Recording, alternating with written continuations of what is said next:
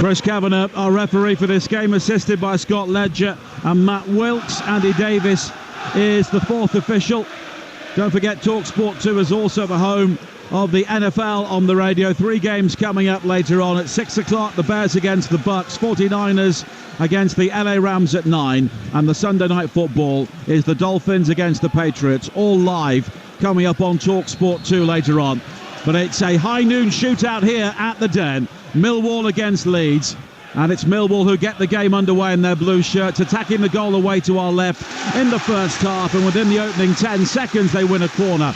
Bradshaw closed down by Rodon, and Millwall have the first opportunity to load the penalty area. Well, it's a good start, isn't it? Positive start, shows exactly the intent that Millwall want. First 10 seconds, get the ball long, see if they can put Leeds United's defence under pressure, and they've won a corner.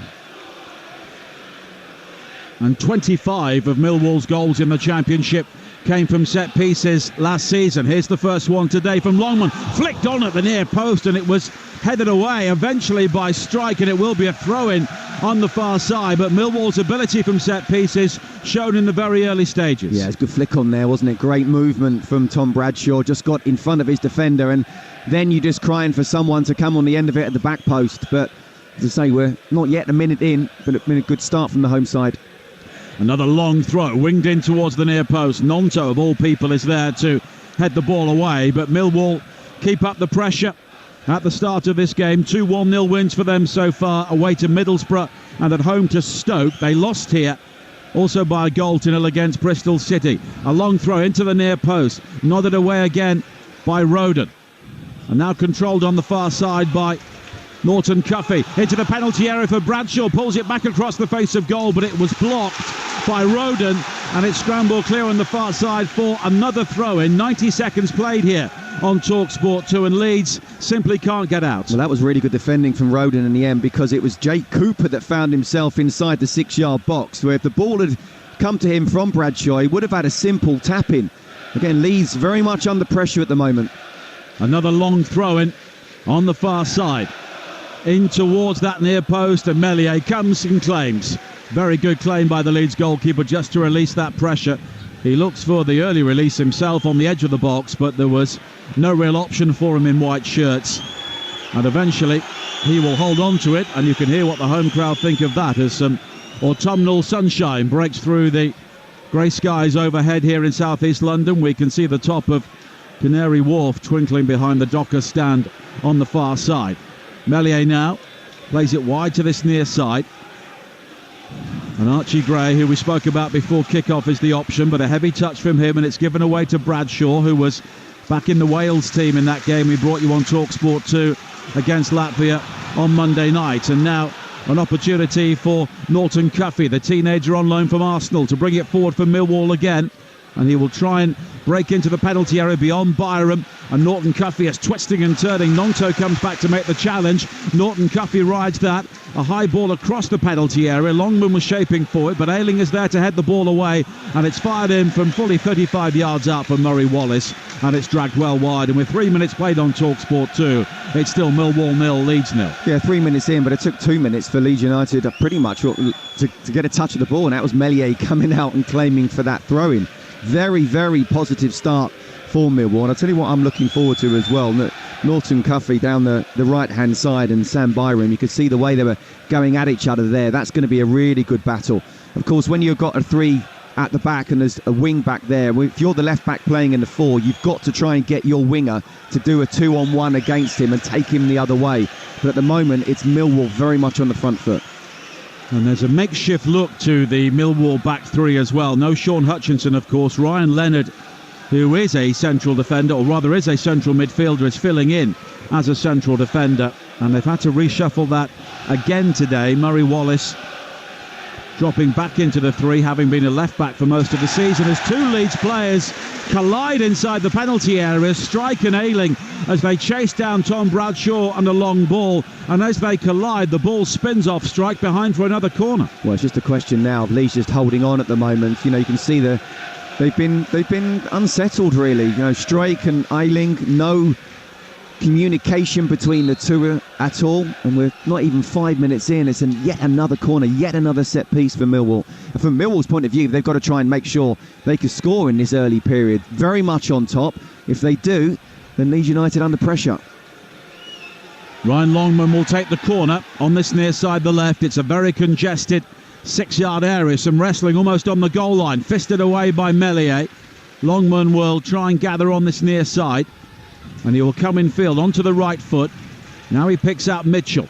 Mitchell further square, and Leonard will work it wide towards the right-hand side. But in the end, Leeds look to come out and close down. The ball is played long over the top, looking for Nisbet, but it's overhit, and it will be a throw into Leeds. But once again, they are finding it very difficult to make ground. It's a throw in which Byron will take by the corner flag on the far side there left, in front of a very animated group of Millwall supporters. Yeah, it was the right ball, Nigel. You know, you could see that Leeds were trying to press, so that ball over the top, just the execution wasn't good enough. From Leeds' point of view, they're not able to keep the ball at all, string 2 or 3 passes together.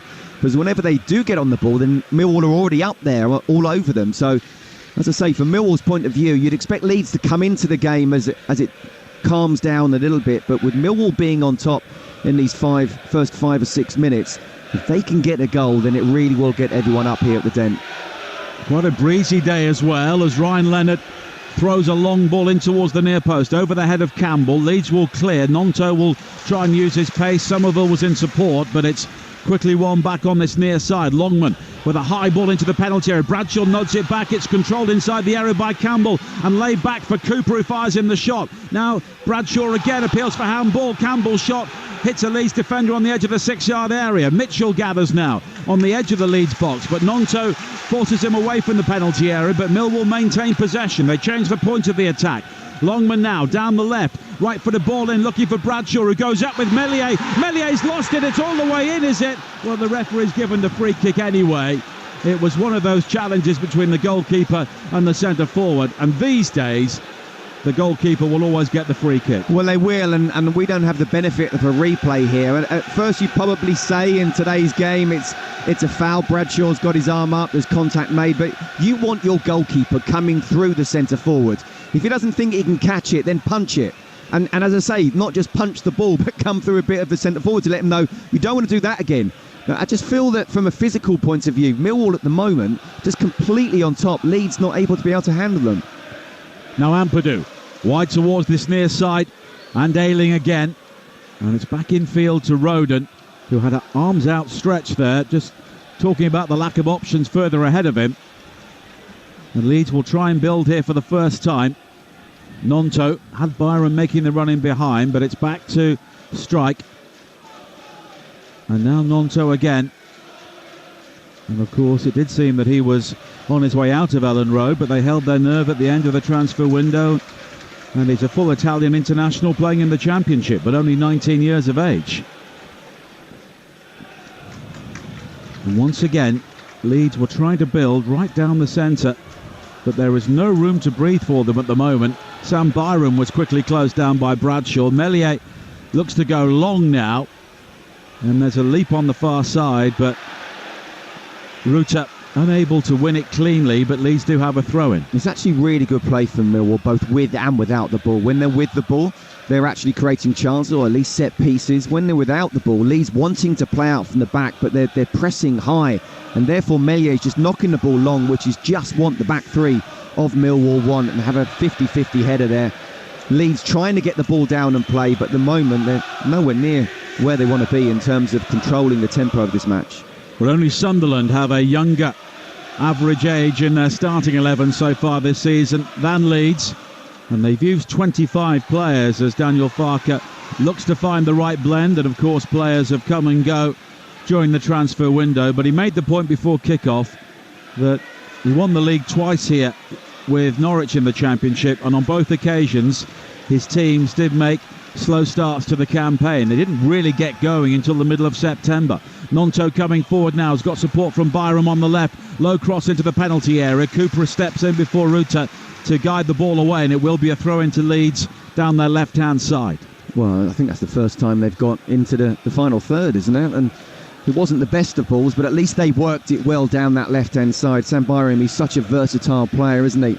And he certainly can play in that left-back role, perhaps prefers it more so on the right, but yeah, this is what Leeds want to be doing now, just keeping the ball, even if they're not creating major chances, just making sure that they're controlling the tempo of the game. Nonto again fires it towards the edge of the penalty area, finds neither Ruta or Peru, and it's headed away as Millwall clear by strike on the halfway line, and then a solid challenge comes in on Ruta from Leonard, and it will be a throw-in for Leeds on the far side, which will be taken by Sam Byram, looking for Ruta, who was in behind Leonard down the left, but Leonard recovers well, makes the challenge inside the area, but Leeds do have their first corner down their left. Yeah, great tackle from Leonard, just as it looked like Ruta was getting away.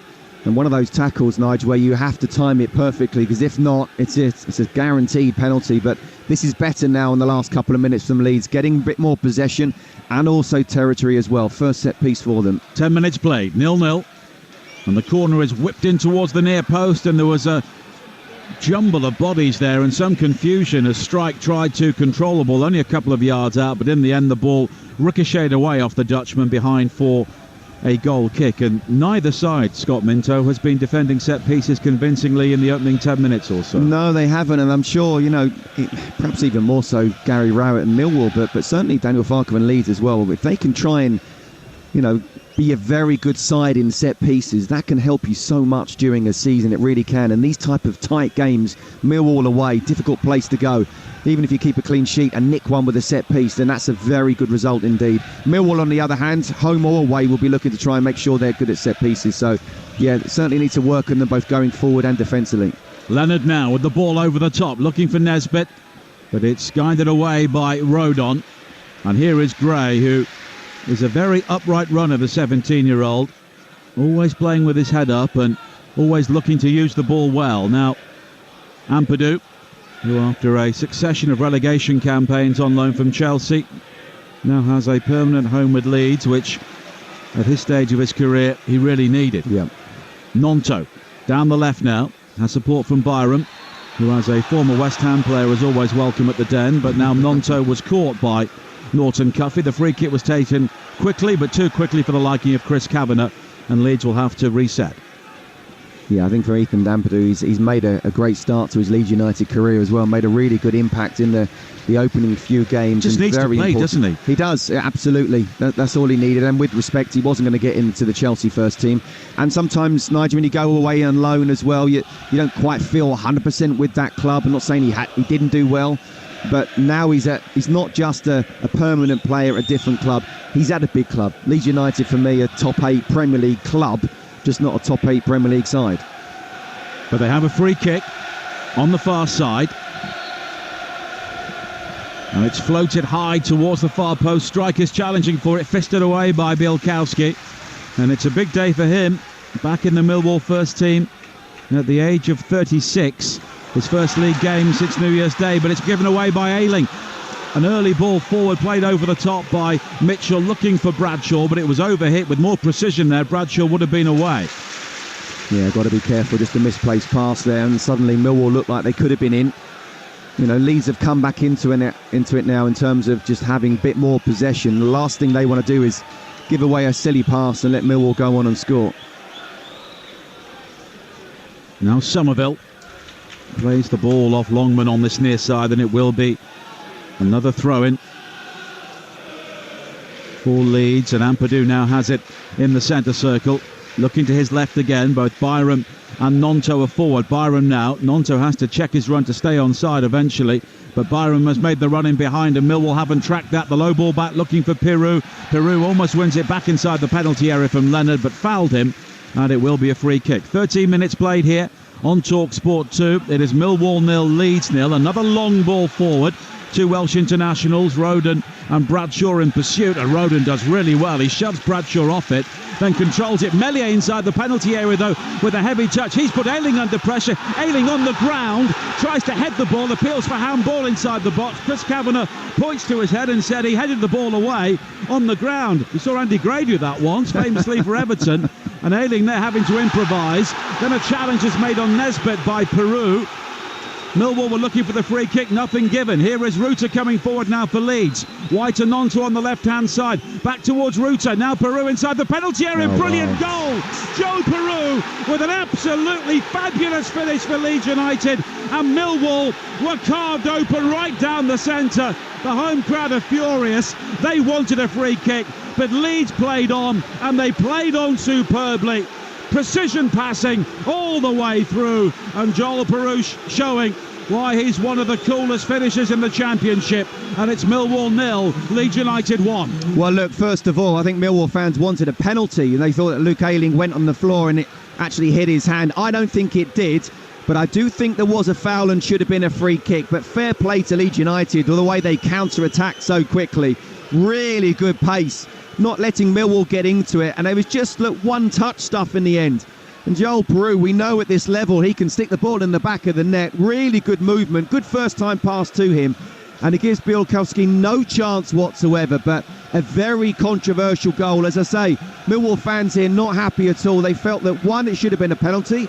I don't think it was. But two, it should have been a foul and a free kick in their own half, and I do think that was a free kick. Gary Rowett absolutely livid, but that's the quality of Leeds United. Not been the better side so far, but showing in moments they can just make sure that they score a goal, and they're 1-0 up. Joel Peru's second goal for Leeds.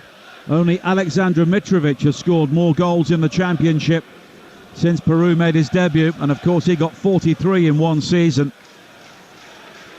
Peru with 22 and 19 in a Swansea team which was never really troubling the top half of the table, as Nonto comes forward again now. Slipped through towards Peru down the centre, but it's swooped on by Bielkowski, who was completely exposed by that goal, had absolutely no chance. But Millwall, I think, were caught up field and maybe still thinking they should have got the free kick, but Leeds played to the whistle, or lack of whistle. Absolutely. Luke Ayling, it was almost Keystone Cops in a way, the way he kind of fell in the penalty box. It was Meslier who played him into trouble, wasn't it? It was. He didn't realise that he was getting hounded down by one of the Millwall strikers, which he should have done, because it was good defending initially from Rodin. Then Ayling falls into the box. He's kind of trying to head the ball while he's on the ground. Millwall fans claiming it was a handball. I don't think it was, but I do think it was a foul, and therefore the goal shouldn't have been allowed. But obviously we don't have VAR, probably wouldn't have been turned around for a clear and obvious error anyway. But Millwall now, after that very positive start, find themselves 1-0 down and just need to make sure that they carry on with the intensity they had before. 17 minutes played, Millwall 0, Leeds 1 on the home of the EFL, Talksport 2, and now Leeds get a rather soft free kick. Mitchell pulling back Nonto, and the home crowd here are rather restless to say the least. Looks like a sellout pretty much here today. One or two empty blue seats. Leeds have sold their allocation in the top half of the stand away to our left-hand side. And I would imagine around 15 or 16,000 here as Ruta goes down on the far side looking for a free kick. This time the referee gives nothing. And Gary Rowett has been deep in conversation with Andy Davis, the fourth official. That's one way of putting it, Nigel. Yeah. But they don't score goals. I was speaking to someone from Millwall when he arrived here this morning, saying how they've been playing this season, and they said, we've been very Gary. I mean, before this game, 4 goals scored, 5 conceded in 5 games. It's not been a goal fest. They did have that 3-1 defeat at Norwich, done a 1-1 draw at Birmingham, which looks a pretty good result, the way Birmingham have started the season. And of course, you'll take your 1-0 wins, as they did on so many occasions last season. But now they've got a problem to solve, because they know that Leeds have got the weapons on the break. No, they have, and now, fair play to them. I think still, even now, they've been the better of the two sides up to the 18.5 minutes that we've had so far. But because they're 1-0 down, they do need to be careful they don't chase the game. We've just seen how well that Leeds United counter-attacked. It was almost a Bielsa-type counter-attack, wasn't it? The way you see him play just a couple of years ago, but need to be careful they don't get vulnerable to that again. And Leeds and successive managers have really been in the shadow of Bielsa ever since he departed. And of course he did great things for Leeds in the Championship and then up into the Premier League. Daniel Farke signed a 4-year deal. He's the 14th Leeds manager in the last decade, as Nonto comes forward again down the left-hand side, works the 1-2 with Ruta. Nonto to the byline. Norton Cuffy, though, keeps up with him, but it's played back to Byram. Now Somerville on the edge of the penalty area. Back again to Ruta. It's all a bit congested. Ampadu lets fly. It takes a deflection. It will be another corner to Leeds. And they are bang on top here now with 19 minutes played, leading by a goal to nil. Yes, they are. They're now controlling the tempo, and the midfielders are getting into it. Ampadu being one of them, and he found himself, 25 yards out, and thought, why not have a pop? Not really renowned for his goal scoring, but when you're in this position, again, where now in the first 10 minutes Leeds United were thinking we just don't concede, now Millwall are thinking the same, because 2-0 will be very difficult to come back from. 1-0 still very much in the game. And the skies are darkening overhead here as Somerville whips in the corner, and it's sliced over his own crossbar inside the 6-yard area by Cooper, and it will be another Leeds corner. And if you're a Leeds fan there, Scott, are you wondering why nobody attacked them? Yeah, absolutely. It was a wonderful ball in, really was. And Cooper got lucky. You know, he's almost facing his own goal. He tries to clear it. It goes over his own goal. That could easily have gone into the top corner. It would have been 2-0. Again, set pieces, so important. Somerville will take the corner kick again on this near side, the right. Ruta providing the height at the far post. It's towards him. It's nodded down to Peru, just unable to get the shot in. Ayling with an overhead kick, looped high towards the far post, and it's claimed by Bielkowski. They just need to calm it down a little bit, Millwall. After what was a very, very good start since the goal, it's been all Leeds United. They just need to make sure that they don't leave themselves open for that counter-attack while still trying to carry on the intensity they had in the first 5 or 10 minutes. And Bielkowski wearing all sky blue, defending the Millwall goal away to our right with a long ball forward. Roden rising above Bradshaw to clear. And Campbell, who was on loan from Luton, beaten to it by Nonto. Byram slid into Ruta on the halfway line, who at times does look quite ungainly, but when he gets his feet moving, he's a very good mover with the ball. So to a Somerville, on towards Peru on the edge of the penalty area, but the pass in behind was also behind Ruta, and Millwall will clear. It's played long, looking for the Scott Nisbet, but in the end, Strike steps in behind him. He was looking to guide the header back to Meslier, but got his angles wrong, and it's behind for a corner. Yeah, two things there. Leeds look really good going forward now. We talked about how they can try and link up as a partnership, Reuter and Peru. I think they've got that already, and then there's either Somerville or Nonto coming in off the wing to make a third person there as well. But Strake, the last thing he wants to be doing is giving away a set piece in this situation. This is exactly what Millwall wants. So if they are going to get into this game, now after it's calmed down a bit, I think this is their best chance of getting a goal. Denore will play the corner short to Mitchell down the right, square to Longman. Longman tries to scoop it into the penalty area. He finds Bradshaw, who hooks a volley in on the turn, and it's claimed by Meslier at the far post. I'm pretty sure that wasn't off the training ground. A complete miskick from Longman, but it almost fell kindly for Bradshaw. Well, the beginning bit was the way they kind of worked it to Longman, and then it was meant to be a shot that must have just bobbled in front of him, but it came up into Bradshaw, didn't it? And he actually should have done better with it, because there were a couple of Millwall players in the box just waiting again to tap in. They're not out of this game, Millwall. They're really not. But you just feel now that Leeds United are in control of the situation, and with the players they've got the capability of just creating great moments where they can get a second goal. Leeds, the only side to stop Ipswich from winning so far this season, when they won 4-3 at Portman Road earlier this season. Ipswich, one of the pace setters at the top of the table. Preston currently on top of the Championship, and will feature a big game on Talksport 2 from the Championship on Wednesday night. Norwich against Leicester, game night focusing on the Premier League tomorrow on Talksport. It's Forest against Burnley. Then on Tuesday we're back in the Champions League, and Newcastle are back there with us. 5:45 away to Milan on Talksport. Feyenoord against Celtic, 8 o'clock will be on Talksport 2.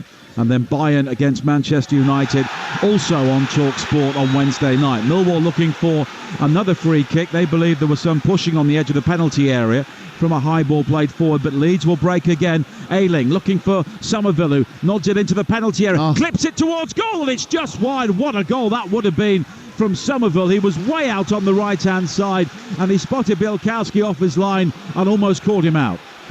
I'll tell you what, first of all, what a great pass that was from Luke Ayling. First time just putting it in towards Somerville, and he takes the touch. Looks like he's going away from goal. Probably thinking he's not even going to shoot, and then he just dinks it over Bielkowski, who was nowhere near it at all. But I think just because of the angle and the inside of the right foot meant that it was always going to curl away from the goal.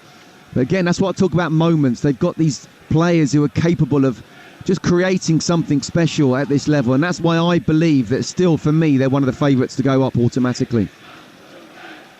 Well, they've got something a bit different, Leeds, and that something is maybe a commodity that Millwall are just lacking at the moment, as Campbell is penalised for a smothering challenge on Nonto just inside the Leeds half. What they've got is they've got an array of attacking talent at this level. They really have, and they've also got a manager who has been there, seen it, done it at this level. So it's almost like when he came in, it wasn't him being interviewed, it was him interviewing the board and saying, can you match my ambitions here? And I like that, and I think the way he's spoken, again, I think Leeds United fans are having him all day long as well. And absolutely, it's not just about getting Leeds up. This is about making sure they want to get into the top half of the Premier League. But step by step, let's think about that first of going straight back up. As I say, they have the talent to do that, and I just think they're capable of going on a really good run this season, and they probably will do it soon. Well, they're now owned by the San Francisco 49ers, effectively, and we'll be featuring them on Talksport 2 later on. West Coast derby against the LA Rams at 9 o'clock as part of our NFL coverage this weekend, as Leeds come forward again now with Strike over on the far side. And there's an opportunity for Leeds to play it forward here with real pace. Somerville on the edge of the penalty area, almost breaks back to Rutter again. Byron, the player who was heavily involved in that, stepping in from the left, and Millwall did not really track his run, but now they try and break with Nesbitt.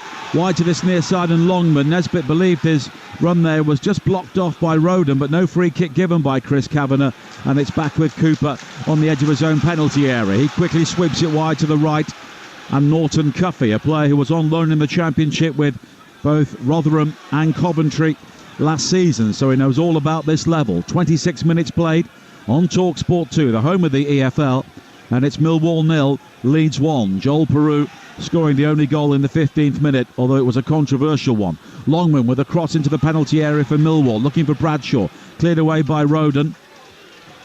And now Longman again, and it's Murray Wallace on the overlap, and his cross in is blocked by Gray. Another Millwall corner. They're getting plenty of set pieces, but at the moment Leeds are dealing with them quite well. They are, but that was really good play for Millwall. It wasn't a question of just trying to knock it long all the time. They went from left to right, they passed it out, came back onto the left-hand side again, and if Leeds United are to go up, they need to really make sure they don't concede silly goals. And if they come away from here at the Den, the way Millwall have been playing in the first 20-25 minutes, then with the clean sheet, that would be great. Longman with the corner in, it's fisted away by Mellier. Didn't really get the distance. He almost leapt there, almost in a star jump formation, but got enough on it.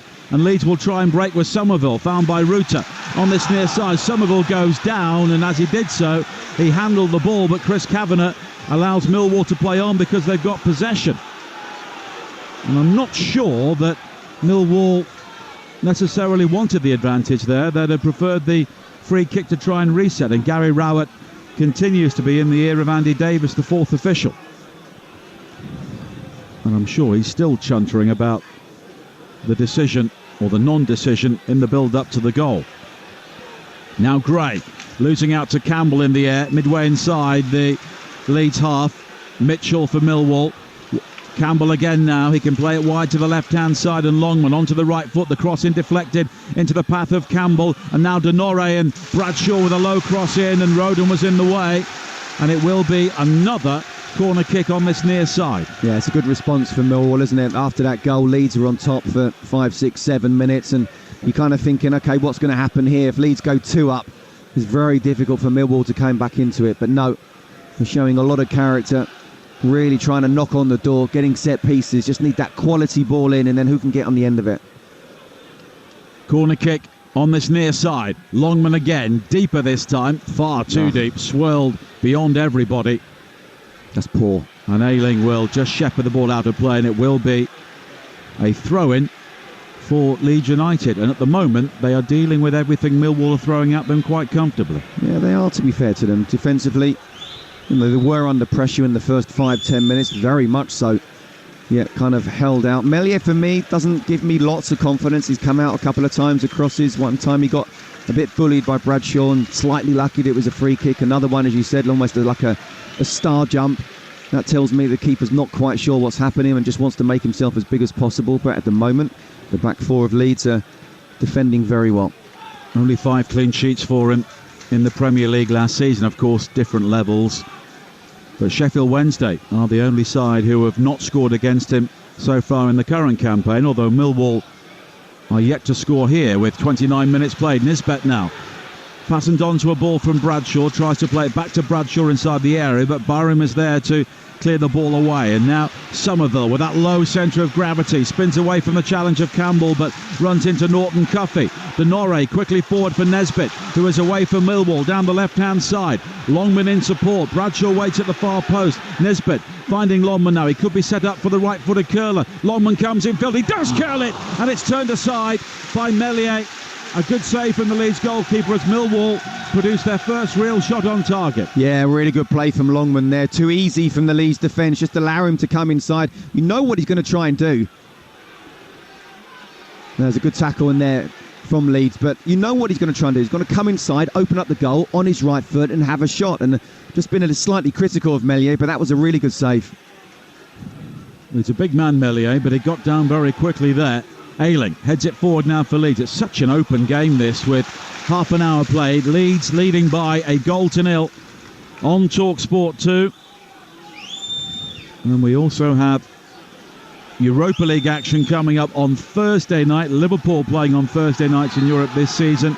And we have their opening game against Lask of Austria, 5:45 on Talksport 2 this Thursday. So football every single night of the week coming up across the Talksport network. And it's England against Scotland in the Women's UEFA Nations League coming up on Friday night as well. But Leeds are ahead here thanks to one of their new signings as Strike goes back towards Meslier again. And Mellier's had a lot of football for a 23-year-old goalkeeper, Scott, but in terms of confidence, in terms of stature, has he really kicked on enough as a goalkeeper? No, he hasn't, but you rightly said it was a very tough season for him, and I think he's admitted he didn't have the best of seasons and made some mistakes. But playing for Leeds United, as I say, one of the biggest clubs in the country, in terms of the pressure, the fans are there week in, week out. They won't go away either. Incredibly passionate. It's not easy when you're losing games, and if you're a goalkeeper, it's one of, if not the hardest position on the pitch. So he's gaining experience, probably 3 years to every one. And to think he's only, 23, did he say? 23, yeah. He's got another 10, 15 years in the game, and I can see him being a top keeper in the future. And he'll look back at these moments and say, well, they helped build my character. But certainly going through them, it's not been easy. Last season definitely wasn't. I think we were together at Fulham when he had a pretty poor afternoon, and they lost that game in the Premier League towards the end of the season, and Sam Allardyce left him out towards the very end. But Leeds still went down. Well, I think he was hoping that I don't know if he was hoping he was going to go, but they've got 3 decent goalkeepers, Leeds United. So the fact that no one's actually come in and bid what the board wanted, I think that tells you something. But again, it's a great opportunity for these players now to be used to winning games rather than losing games week in, week out, and enjoying their football. Cole Darlow, the signing from Newcastle, is the Leeds backup goalkeeper, and you could imagine he won't be too happy if he spends all season on the bench, having done that for Newcastle for a number of years. As Leeds have another free kick on the far side. 33 minutes played here on Talksport 2. Millwall 0, Leeds 1. Joel Peru the goal scorer. And the Sunday session with Sam Matterface and the team will keep you up to date with all of the action in the Premier League and the Rugby Union World Cup from 1:30 over on Talksport. We have the NFL coming up on Talksport 2 from 5 o'clock. As Byram plays the early ball forward for Leeds, and Somerville, who's got that roving role for them. And Byram again, finding Somerville again, wide on the left-hand side. Leonard's got a problem here, has to come out of the centre to try and deal with him and help out Norton Cuffy, which he does, and then he's fouled by Somerville, Leonard, and it will be a free kick in the Millwall right-back position. Yeah, it's good defending that, wasn't it? You know, you look at the wide players, Nonto and Somerville, and other really talented players that Leeds United have. You know, fullbacks in the Championship will not be looking forward to playing against Leeds United, and that's where Leeds need to make sure they get very much on the front foot. Ethan Ampadu has made a really good start. There needs to be that base to give their attacking players the chance to really go on and score goals. Ampadu hooks it forward now as Leeds look to turn defence into attack, but it's quickly won back by Denore. And now Longman on this near side, the player signed from Hull City. Yet another player who came through the academy at Brighton before moving on to the Championship. Now Wallace for Millwall, down the left. Just in front of us is Denore. Longman holds his run, and it's Wallace who comes inside him. And now Longman back infield onto that right foot again. Plays it square, and the space for Campbell on the edge of the penalty area. He was looking for Norton Cuffey to maybe make the run in behind, but he now has it wide on the far side, the right. Campbell again works the 1-2 with Leonard. Campbell will do well to get that ahead of Ampadu, and he doesn't, and it goes behind for a goal kick. Yeah, good defending again. We talked about how Leeds have been under pressure at different times of the game, and they look very well structured at the moment now. Yes, there have been times where Millwall have looked dangerous and the intensity's been good and the fans have got behind them, but actually when it comes to that real critical moment, the Leeds defence have done very well and helped out there by Ampadu in that particular situation. That's where he's so important, not just trying to give the attacking players the platform to go on and try and create something and score goals, but also protects his back four. Meslier waves his central defenders outside the penalty area with the goal kick, and both Roden and Strike dutifully head up towards the halfway line, and it's high towards Ruta, who wins the flick on comfortably, but there was no one at all making that run in behind, and it's all the way through to Bielkowski once again. And there's no doubt that Leeds have pace either side of Ruta, but everybody was stood still there. Now it's long downfield from Bielkowski, and Somerville loses out to Campbell, and here is Mitchell, Denore, and now Wallace again, just coming in field from the left, and Mitchell almost turns into Ruta and Somerville, but he did just enough. He got away with that one. I don't think he realised it was behind him. Cleared long downfield by Bielkowski again, and the ball evades both Nesbitt and Roden. Hooked clear by Ayling, wide towards the far side. Peru is back to help out with the defending, and in the end it's a diving header from Ampadu back towards his own goalkeeper Meslier. Leeds were really ruffled in the opening 10 minutes or so, but the goal settled them down from Peru, and although Millwall have come back into it, you just get the feeling that Leeds could pick them off at any time. Yeah, you do. You feel there's a quality difference now after that initial really good start from Millwall, where it's high in intensity. Leeds couldn't get hold of the ball, let alone try and keep it. And I said, that's when you're on top, doesn't matter what part of the game it is, even if it's at the beginning, when you're on top that much, you need to try and score. But can't really think of clear-cut chances that Millwall have had, despite all the good play. And they've had that hangover following the poor end to last season, Millwall. Only 2 wins in 9 games. They look absolutely nailed on for the playoffs. And then they blew a 3-1 lead on the final day to lose here to Blackburn 4-3. And that was enough to allow Sunderland to sneak in. As Somerville comes forward now, the shot for Leeds is deflected off Norton Cuffey, headed away, but Ayling regathers. His shot spins across the penalty area via Longman, and now Byram in towards Ruta. It's very congested. Byram goes down as Wallace makes the challenge. No free kick given. Then Murray has been caught by Peru, and Millwall do get the decision on the edge of their own penalty area. Well, that was good refereeing there. I disagree with the decision or non-decision that led to the goal, but you could see that Ruta just tried to get that little bit of contact, go down. There's no way that was a foul. He realised he was 20 yards out, almost right in the middle of the goal. It would have been a really dangerous free kick for Leeds, and the referee saw through that, said get up.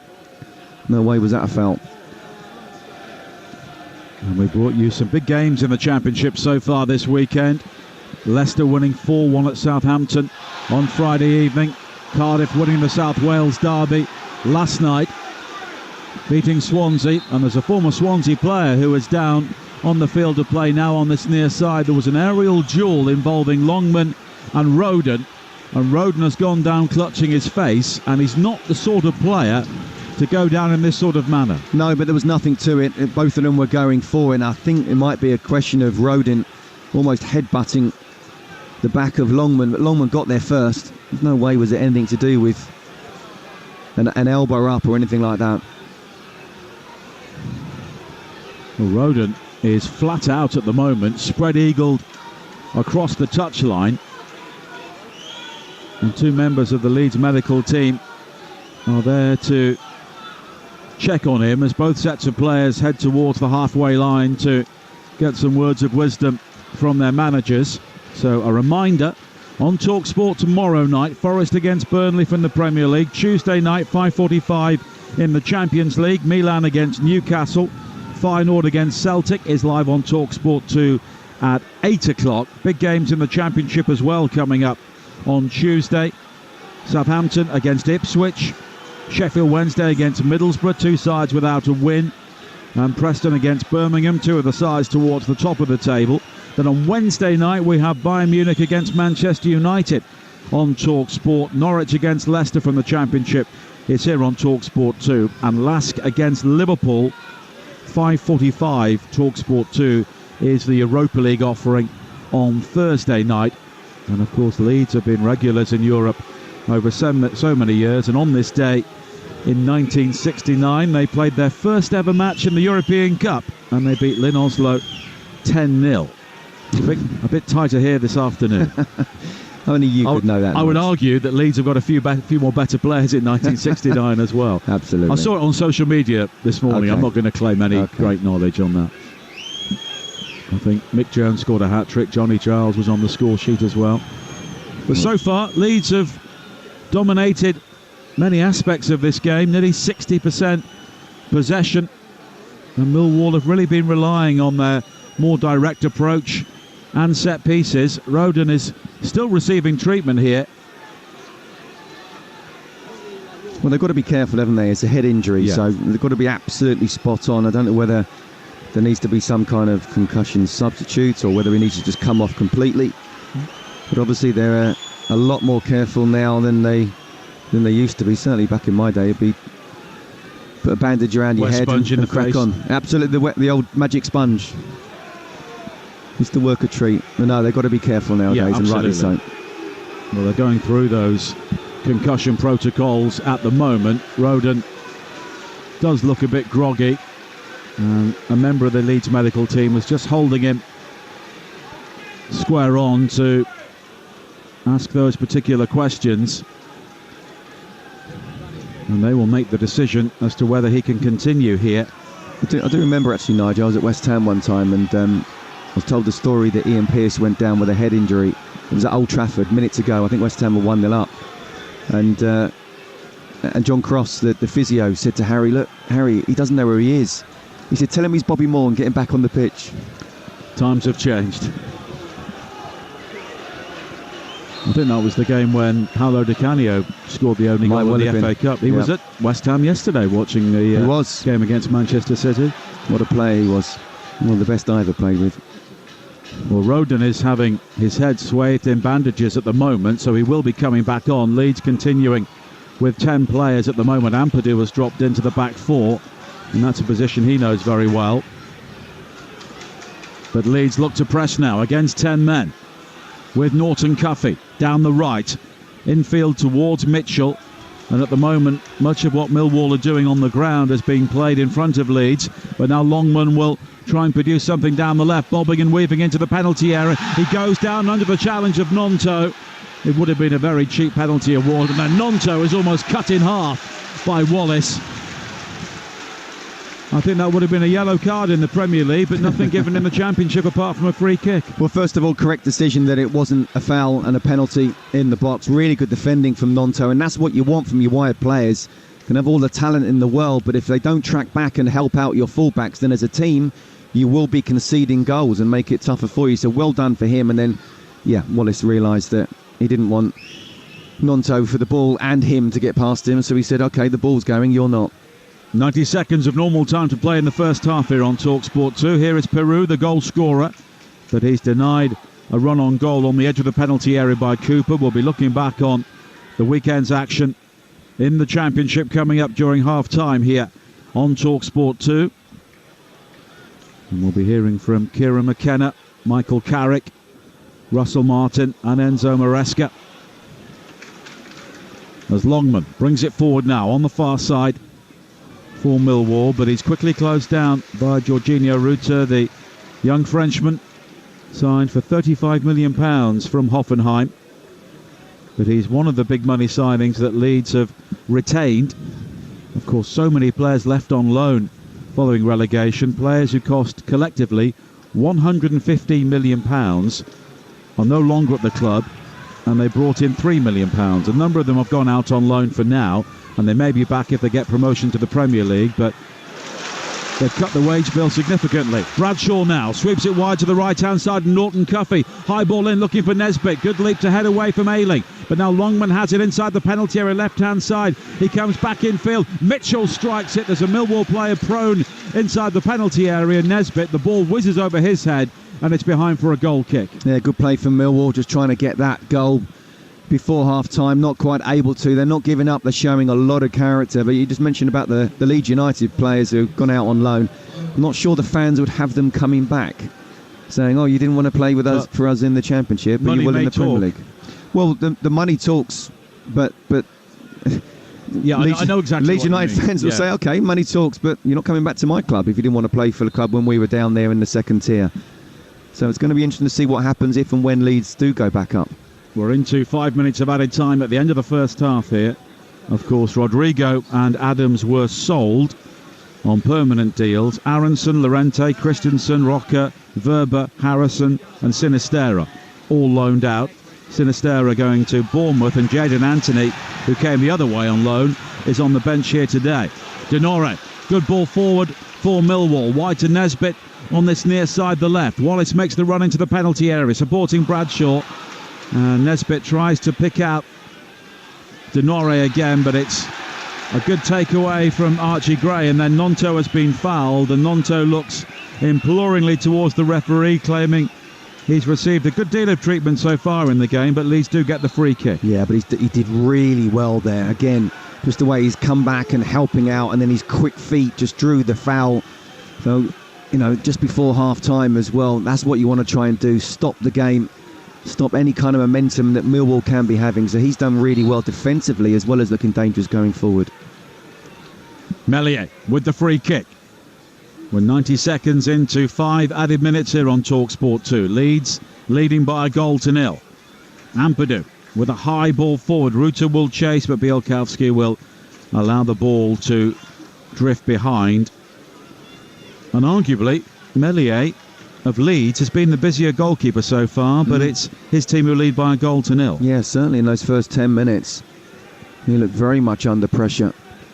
And nothing that Bielkowski could have done with the goal. It was a really good finish and a really well-worked goal. Quick counter-attack. Pirou again. Almost a wrestling match between himself and Campbell, but Pirou is strong and he plays it wide to the far side, and Byram. Now Somerville will try and take on Leonard, and Leonard sticks to his task. Jabs in the foot, makes the challenge, and Leeds have a throw-in on the far side. And they did forecast rain later on this afternoon, and the grey clouds are banking around Canary Wharf on the far side as Byron brings it forward now for Leeds again, driving into the penalty area down the left, but Norton Cuffy quick enough to stay with him, and the ball strikes his body and goes behind for a corner kick. Well, I said in the first 10 minutes it'd be a good battle between those two, where in those first 10 it was Norton Cuffy trying to take on Byram. Now Leeds have wrestled a bit more momentum and it's down the other ends that Leeds United go, and they just want to keep the ball here in Millwall's half just until half-time, and they would more than settle for a 1-0 lead at half-time.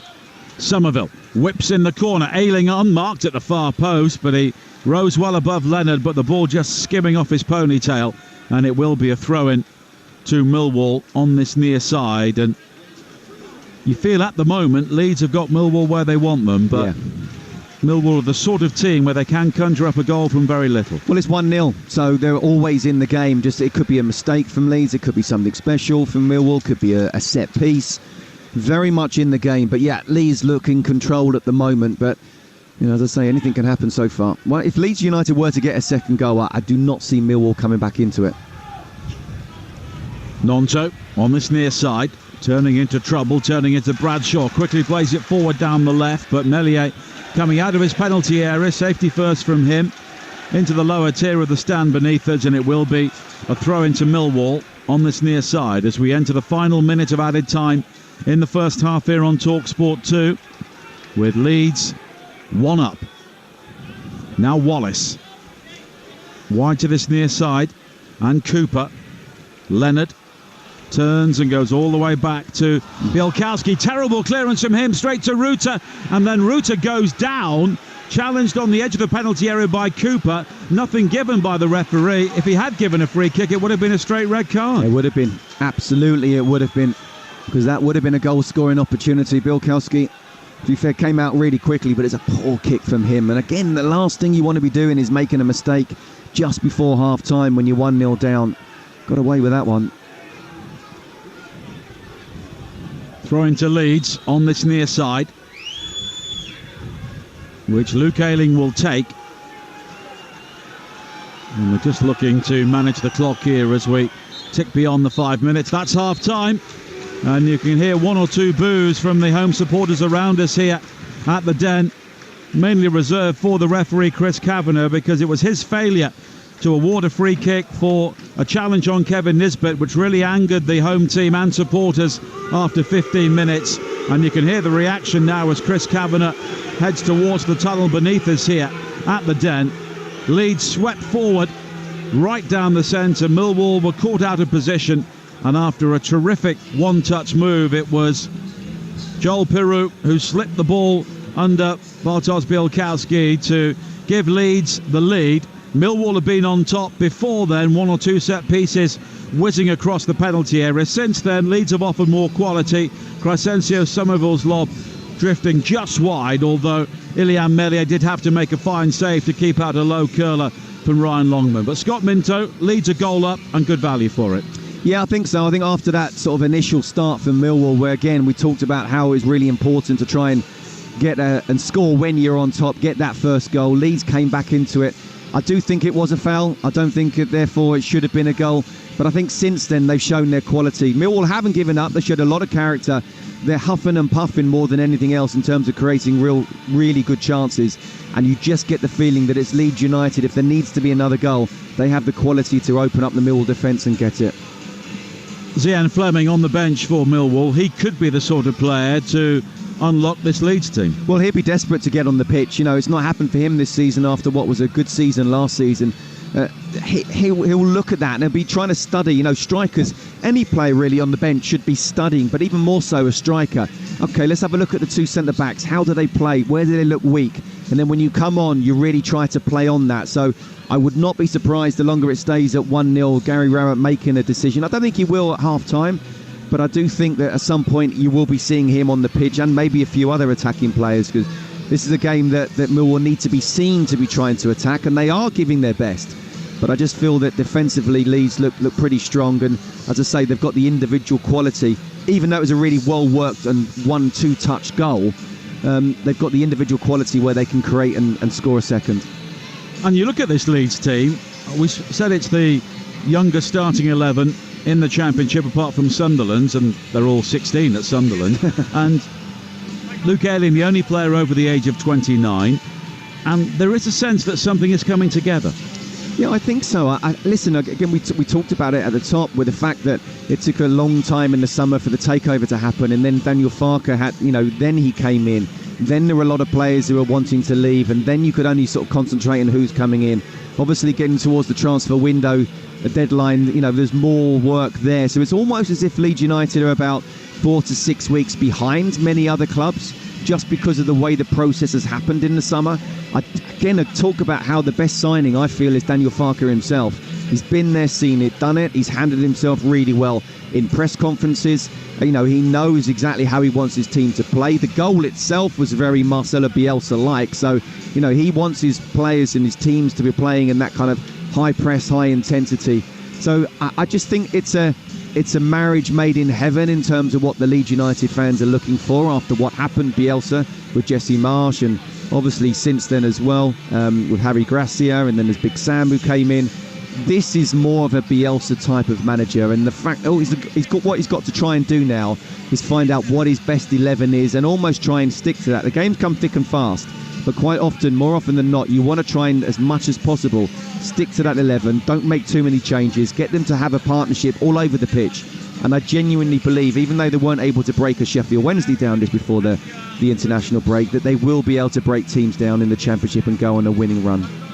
Thanks to Scott Minto for now. More from him coming up in the second half here at the Den. Coming up next, we'll be looking back on the weekend's action so far elsewhere in the Championship. But at half-time, it is Millwall 0, Leeds 1. You're listening to Talksport 2. On DAB+, online, via the Talksport app and on your smart speaker. EFL Live on Talksport 2. As the top teams in European football go head-to-head in the Champions League and the Europa League, hear the very best build-up and reaction to all the unmissable drama on TalkSport. With essential pre-game analysis and in-depth reviews of all the latest big games. It's the ultimate continental breakfast. This Tuesday morning from 6 on TalkSport with TNT Sports. This isn't just football. This is everything. Stream on Discovery Plus or watch on BT, Sky and Virgin Media. Subscription required. 18+ terms and conditions apply. The humble postcode. You might think it's just numbers and letters. But what if yours could do something extraordinary? In our October draws, your postcode could bring you and your neighbours a share of £11.2 million. It could bring that long-awaited adventure of a lifetime, or even that twin-turbo V8. Sign up before midnight this Thursday and see what extraordinary things your postcode could do. People's Postcode Lottery. Good things come knocking. People's Postcode Lottery manage lotteries on behalf of good causes. 18+ conditions apply. Play responsibly. Not available in Northern Ireland. Thank you! Okay, this last song goes out to all those in the crowd who drove hours to get here and have now got to drive all the way back home again tonight. This one's called Better Get a Travel Lodge. Planning a big night out? Better get a Travel Lodge. Find great value, king-size comfort at travellodge.co.uk. It's happening. They've all overheard. All I wanted was a little low-key McDelivery, me and my brother. But Mum's piped in with her. Oh, I'm in. Fillet of fish and a Diet Coke, no ice. And Dad's muscled in with his. Yes, I'm in. Big Mac with fries and strawberry milkshake, please. So I give my brother a little eye roll. Oh well, family dinner it is. At least I can steal some of Dad's fries. There's nothing quite like a McDelivery. Order on the McDonald's app. You in? At participating restaurants only. 18+. Serving times, delivery fees and terms apply. See app or mcdonalds.com for details. It's back for another year. Don't miss the incredible chance to win a van with Howdens. From now until the 28th of October, choose from a huge range of quality kitchens, accessories and brilliant offers. Spend £300 on any order, including at least one Lamona appliance, and you could win a brand new Ford Transit. It's open to all UK trade account holders, so visit your local Howdens now. Excludes VAT at 20%. T's and C's apply. This isn't just midweek football. It's wide-eyed, shirtless Geordies on a European tour. It's noisy neighbours turned treble winners doing the Poznan. It's the Red Devils burning with scores to settle. It's the young Gunners all fired up with their sights set on glory. It's the chance to compete with Europe's elite. This isn't just football. This is everything. It's what dreams are made of. Watch the UEFA Champions League and Europa League live and exclusive on TNT Sports. On DAB+, online, via the TalkSport app and on your smart speaker. EFL Live on TalkSport 2.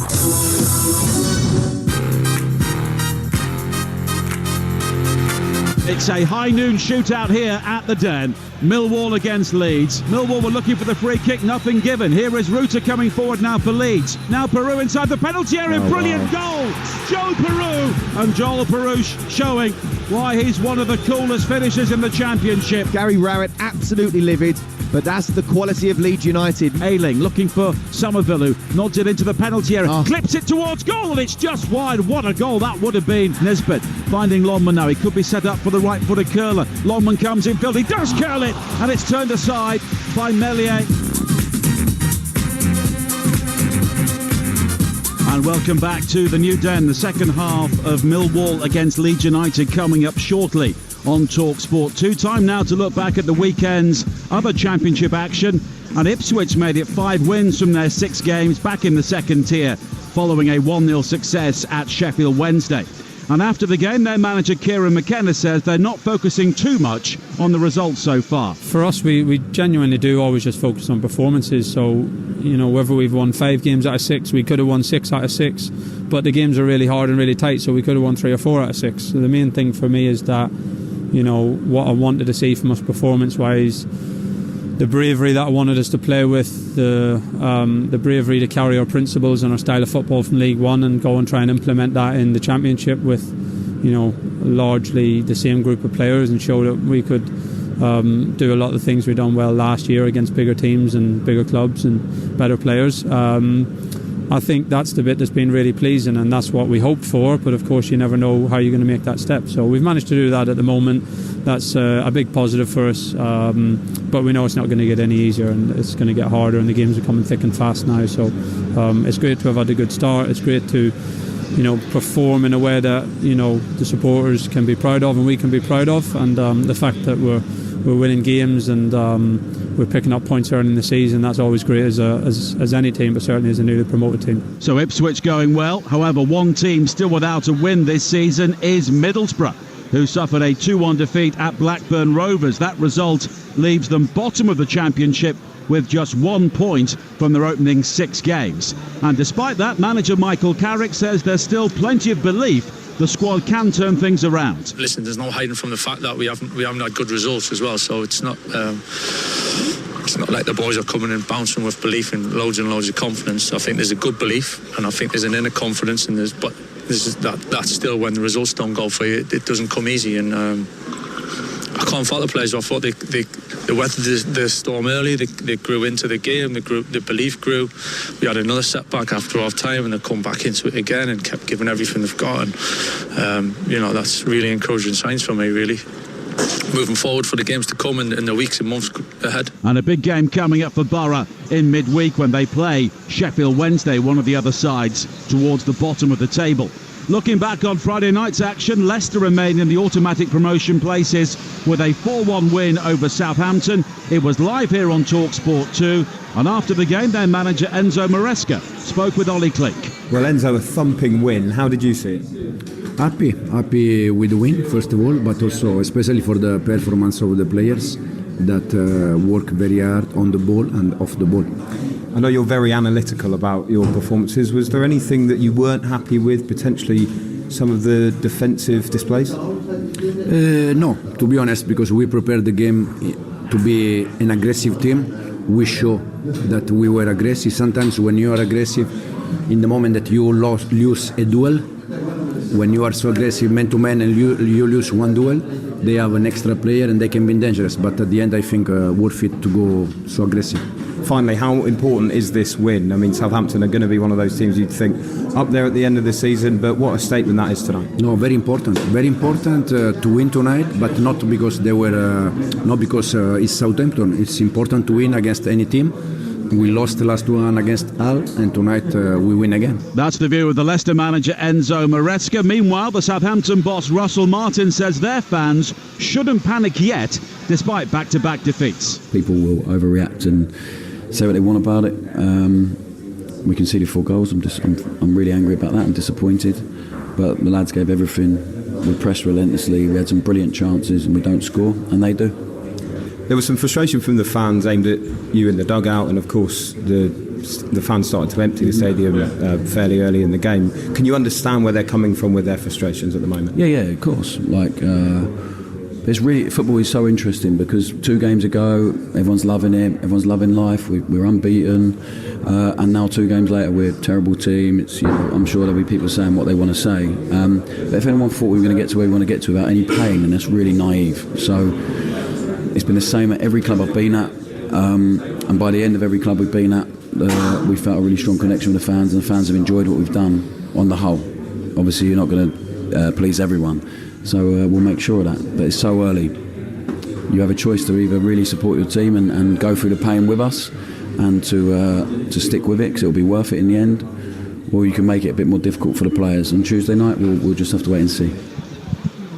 That's Russell Martin, the manager of Southampton, and it's Southampton against Ipswich coming up on Tuesday night. Of course, Ipswich, as we heard, in a very different mindset at the moment, with 5 wins out of 6 on their return to the Championship. 1:05, the second half will be underway shortly here on Talksport 2, with Leeds United leading by a 1-0. Don't forget, coming up later on today here on Talksport 2 from 5 o'clock, we're your home of the NFL, and 3 commentaries coming up. The Bears against the Bucks at 6, the 49ers against the Rams at just after 9 o'clock, and the Sunday night football in the early hours of tomorrow morning is the Dolphins against the Patriots, as Leeds re-emerge for the second half here at the Den. And I was just musing at half-time, Scott Minto, that Patrick Bamford, of course, is still out of the team at the moment. The way that Daniel Farke played at Norwich, of course, he relied on a stealthy goal scorer in Timo Pukki. Joel Peru could be his Timo Pukki, so where does Patrick Bamford fit into that? Well, look, I mean, Patrick Bamford, when he's on his game and he's 100% fit, is a very, very, very good striker. He is a Premier League striker, but you just cannot rely on Patrick Bamford, really. You know, almost since he got called up for England, I think he's just had injury problem after injury problem. If he's really 100% fit and firing, I think he does play, and he plays instead of Ruta, and I'm sure him and Perrault can be intelligent enough to work up a really good partnership there, but I don't think you can rely on Patrick Bamford being fit all the time, and that's why you need these extra quality players coming in. And absolutely, the way that Peru has finished that and the way that he's linked up with Ruta, I think Ruta has done well. A couple of times he tried to look for fouls that weren't fouls, but generally speaking, his hold-up play has been very good. So, you know, Leeds United want to see Patrick Bamford back as quickly as possible, but if they do go on a run before he comes in, then he will have to bide his time. But it'd be in my Leeds United team, I have to say, if he's fit. Second half is underway here at the Den. Millwall 0, Leeds 1. Leeds in all white, attacking the goal away to our left in the second half, which has their supporters in the upper tier. And you just get the sense that some rain could be on the way here, because the wind has picked up again and the clouds are darkening overhead as Nonto looks to bring it back for Leeds over the halfway line, but it's recovered by Leonard for Millwall, and now Bilkowski outside his penalty area. He's in goal for Millwall. The back three for them is Leonard, Cooper and Wallace. Norton, Cuffey and Longman are the wing backs. Mitchell and Campbell at the heart of midfield. Denore behind Nisbet and Bradshaw. As Bradshaw comes into the penalty area now, the angle was tight right hand side, and it's beaten away by Meslier at the near post. Millwall were looking for the corner kick, but it may be a throw-in on this near side, which Leonard will take. Brilliant chance, brilliant opportunity for Millwall to get back into the game there. And I talked about how well Nonto had defended with his team in the first half. He didn't there. The ball was played into Bradshaw, and he's trying to hit it as hard as he can, but he has to direct it towards the far post. He's hit it straight at Meslier. Leonard with the long throw, and it's headed back by Ampadu towards his own goalkeeper. I don't think that was planned, but it was into the arms of Meslier. The Leeds team again, Meslier in goal, Ayling, Roden, Strike and Byram. Gray and Ampadu holding in midfield. Somerville and Nonto are the players giving the roving roles in the wide areas, with Peru and Ruta sorting things out between them in attack. Nigel, we talked about in the first half that Millwall played well and battled hard, but didn't really create so many clear-cut chances. That's the best chance they've had so far with the game. And now Nonto looking to work the 1-2 with Byram on this near side. Norton Cuffey goes to ground, wins it back, doesn't get the free kick, but Leonard clears downfield. Roden, who still has his blue headband on after that head injury in the first half, wins the header above Nesbitt. Now Ampadu heads it forward for Leeds on this near side. Peru with his back to goal, finding Ampadu. And now Nonto again, who's almost shoved over there by Norton Cuffey, who basically stood his ground, and Nonto ran into him. But Leeds still have possession, and it's Ampadu. Gets his heels clipped by Bradshaw, but he plays it wide to the far side, and Ayling. And now Somerville in space, slides it forward for Ruta, but a really good recovery challenge from Wallace. If he'd missed that, Ruta was away. He was in, wasn't he? In behind the Millwall back three, and it's one of those from a defending point of view. You realise you don't want to get into a race. You've got to try and make that interception. He really needed to do it, and he did. It was a good one. It was a good decision in the end. 3 minutes into the second half. Millwall 0, Leeds 1 on Talksport 2. Denore coming forward here for Millwall leave something on strike, and the assistant on this near side, Scott Ledger, has the flag up. Rightly, Denore actually apologised to strike before the decision was made, and it will be a Leeds free kick. I don't think the referee was going to give that. He waited and waited, and then the flag went up. It was a foul. I think in the first half the Millwall fans weren't happy with the performance of the referee. I think he perhaps felt he needed to be strong here, but there he wasn't going to give that decision in the end, but it was the referee's assistant who did. Now Byram. Millwall have been a top half team since returning to the Championship, with one exception when they almost went down under Neil Harris, as they try and bring it forward now on this near side. Nonto pulls the shirt, and then the shorts of Leonard down the Millwall right, and eventually a free kick has been given, and Chris Kavanagh, the referee, just telling Ryan Leonard to calm down. He'll now have a word with Wilfred Nonto. Yeah, but how is that not a yellow card? He's not getting his yellow card out at the moment. He's pulled him back, he's got the wrong side of him. It's a yellow card all day long, and the Millwall fans not happy at all, and rightly so. Chris Kavanagh has tried to allow the game to flow.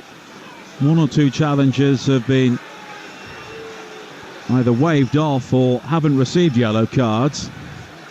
I get the flow, but he has stopped the game for the foul, therefore it's a yellow card. Longman with the free kick, high towards the far post, headed away by Roden. Mitchell back towards Norton Cuffy, high over the top from him. Ayling is there to head the ball away. Campbell nods it wide to the far side, but Ayling anticipated, intercepts, but Mitchell slides in to halt Ayling's progress, and it will be a throw in to Leeds on the far side. And Leeds don't really need to make this game a bit of a scuffle around their own penalty area, because they've got the quality to be playing further up the field. No, but a bit like the first half, Nigel, and Millwall have come out the second half as strong as possible. That was a wonderful chance of Bradshaw, and again, instead of just striking it, he's got to try and direct it towards the far post and away from the goalkeeper. But Leeds haven't been able to get the ball down and just get hold of the tempo of this game like the first 10 minutes of the first half. Bradshaw's now been fouled, 15 yards inside the Leeds half by Ampadu, and the game has got rather scrappy here, and it's another Millwall set piece, and they will load the penalty area. Cooper, their tallest player, is rumbling forward. Leonard may choose to be over the free kick, although he may have some advice here for Longman and tell him where to put it. And Leeds have pulled every single white shirt back, defending here in a line on the edge of the penalty area, with the exception of Somerville. Now Longman, free kick, high into the penalty area. Cooper rising, nods it towards goal, but there was too much air on that, and before Leonard could get there, it's gathered by Meslier. Leonard then bumps into Ampadu.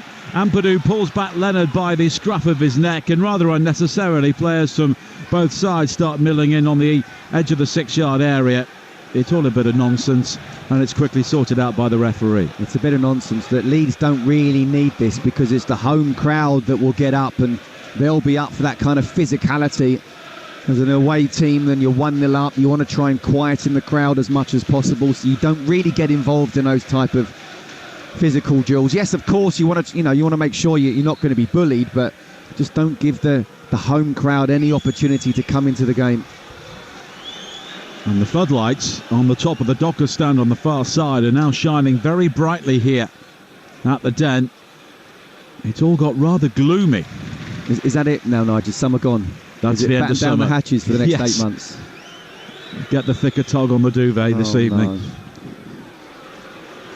No. Now Ruta, squared towards Pirou. Tries to let fly, but he was challenged by Mitchell. It's apparently due to get warm again at the start of October, so we'll look forward to that. I'll take that. Now Denore plays it forward, but he's closed down by Ampadu. And Ampadu is a player who can display a rather short fuse at times, and I'm sure Millwall will be looking to play on that. 52 minutes played here on Talksport 2. Millwall 0, Leeds United 1. Joel Pirou, the goal scorer.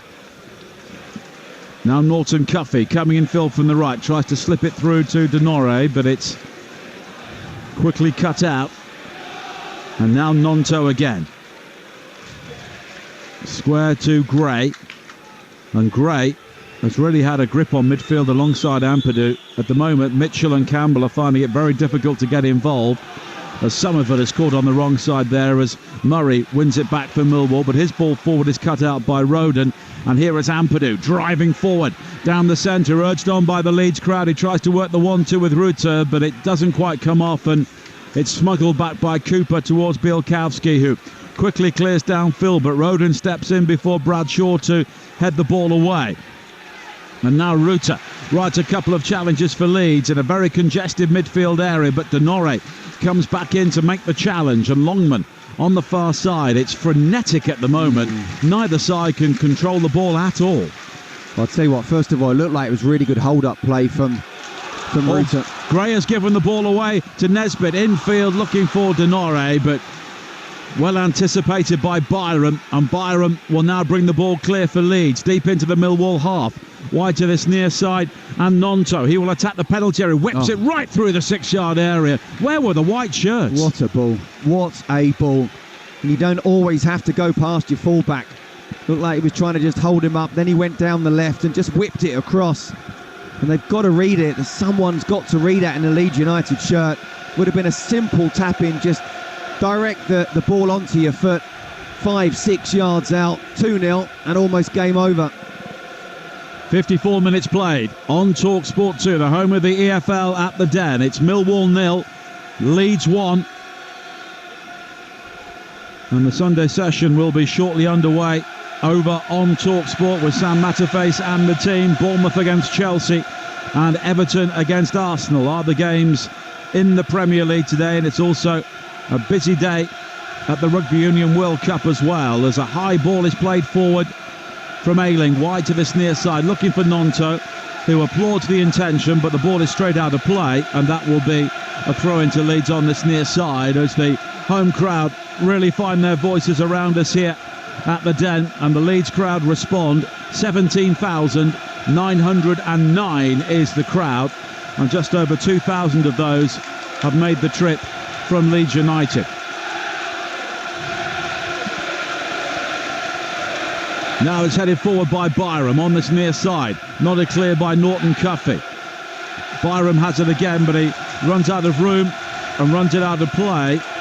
And it will be a throw into Millwall as we approach the hour mark on Talksport 2. That one chance for Bradshaw so far in the second half. And it's given away by Millwall again. And here is Somerville, of course. England against Japan at the Rugby Union World Cup kicks off at 8 o'clock this evening. Now Somerville, wide to the far side. Ayling's offside, not looking along the line with 3 players waiting for the pullback. Yeah, first of all, Luke Ayling will probably be saying that Somerville should have played him in a little bit earlier, but he is looking along the line, Nigel, absolutely spot on. Should never be offside in that position. If you have to hold your run and come back, so be it, but do not be offside in that position.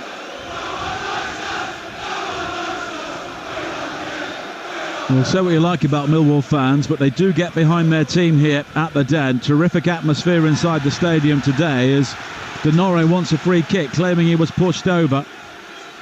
And now Pirou on the far side, he slips over, and Wallace will bring it forward now for Millwall. The early cross in, looking for Bradshaw, headed away by Strike.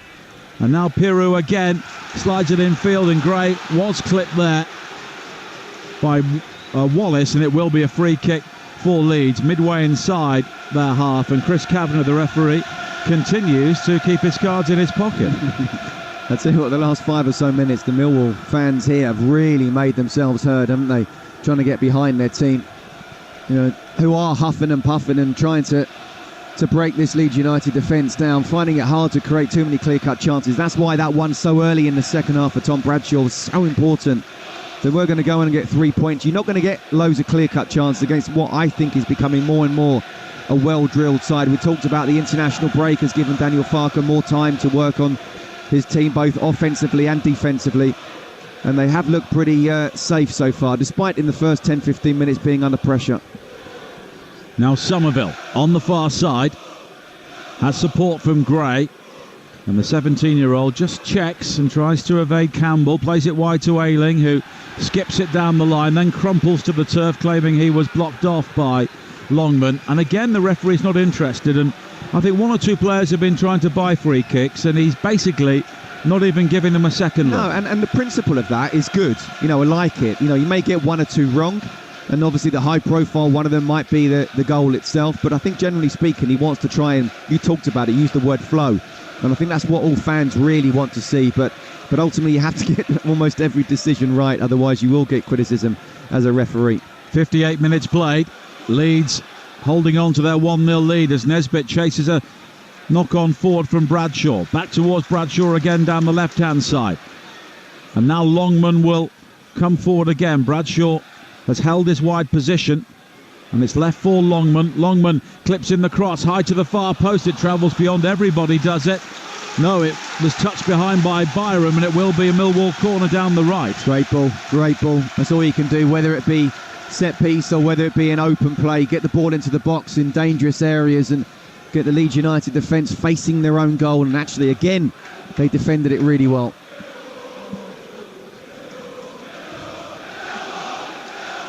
And a corner kick, which has looked to be Millwall's best route towards a goal so far. 2 of their 4 goals this season have come from set pieces, and they scored the most set pieces in the Championship last season.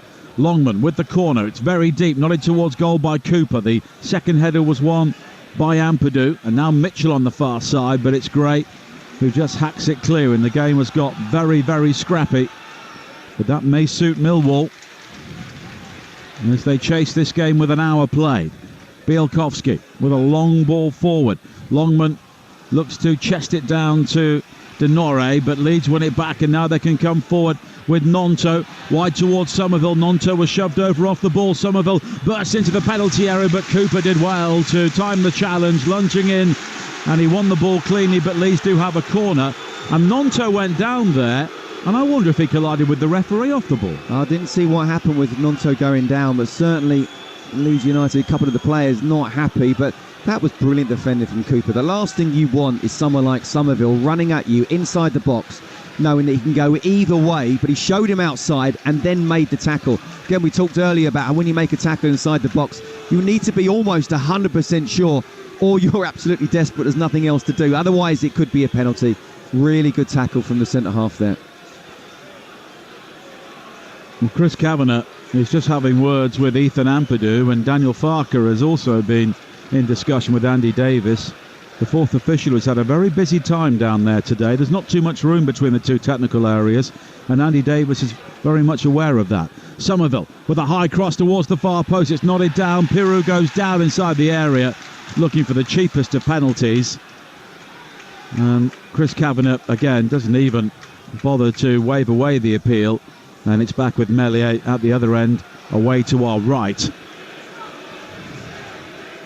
And Leeds just looking to manage the clock here, but there's a long way to go. 61 minutes played on Talksport 2. Millwall 0, Leeds United 1. Millwall have already lost here this season to Bristol City. Leeds' only victory came away from home, 4-3 at Ipswich. They've drawn all 3 of their home games and have lost at Birmingham to a very late penalty from Lukas Djukovic. But Leeds continue to dominate the meaningful possession in this game. But Meslier, outside his penalty area, clips it wide to the far side and straight out of play. Ayling tries to leap and chest the ball in field, and Meslier looks like $1 million in that sort of situation, Scott, until he actually kicks the ball. Yeah, and then it's more like £1 million lira. Yes. It wasn't the best of balls, and I think sometimes you just got to have confidence in your defenders. Give them the ball. If you receive it back, so be it. But at the moment, Millwall only needing to really go half and half to threaten to try and attack, and then Meslier goes long.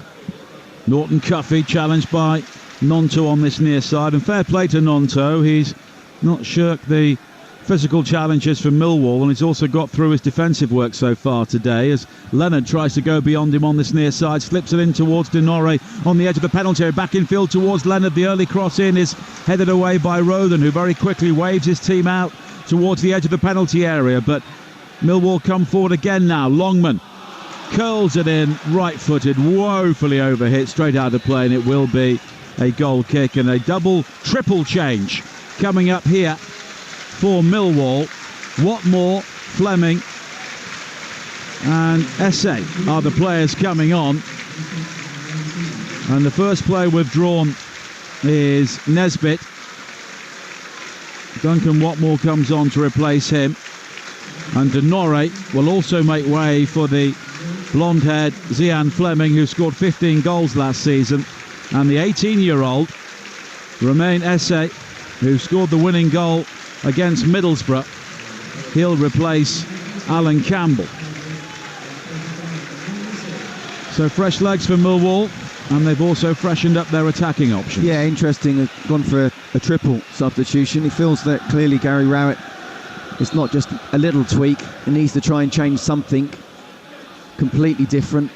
And as I say, they've worked really hard, and it's only 1-0. They're very much in the game, but I'm slightly surprised Denore's come off. Not necessarily surprised that Nisbet's come off. Let's see what the substitutes can do now. Fleming plays it back towards Mitchell. And now Eze finding Fleming again. So Mitchell is basically on his own now at the base of midfield. It looks like a midfield diamond in some respects behind Watmore and Bradshaw. As Ruta comes back to win it back for Leeds, plays it off Longman, and it will go out of play on the far side. Well, Fleming will be playing in behind the two strikers. It looks like Mitchell is going to be the defensive shield for the back three. And then Eze has come into midfield.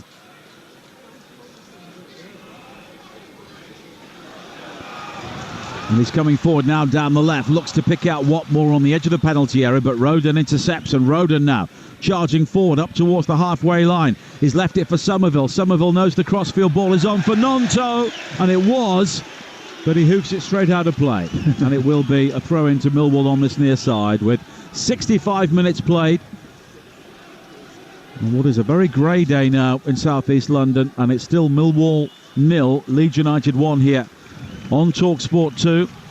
Bradshaw will chase a long ball forward, but it skips off the turf ahead of him and skids straight out of play, and it will be a throw into Leeds. And in terms of the overall quality, Scott, the second half so far has not matched the first. No, it hasn't. No, it was a really good first half, actually. Started with Millwall playing really well in the first 10-15 minutes.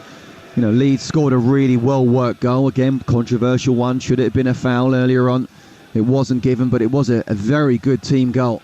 And Millwall, to be fair, in that first half really went for it.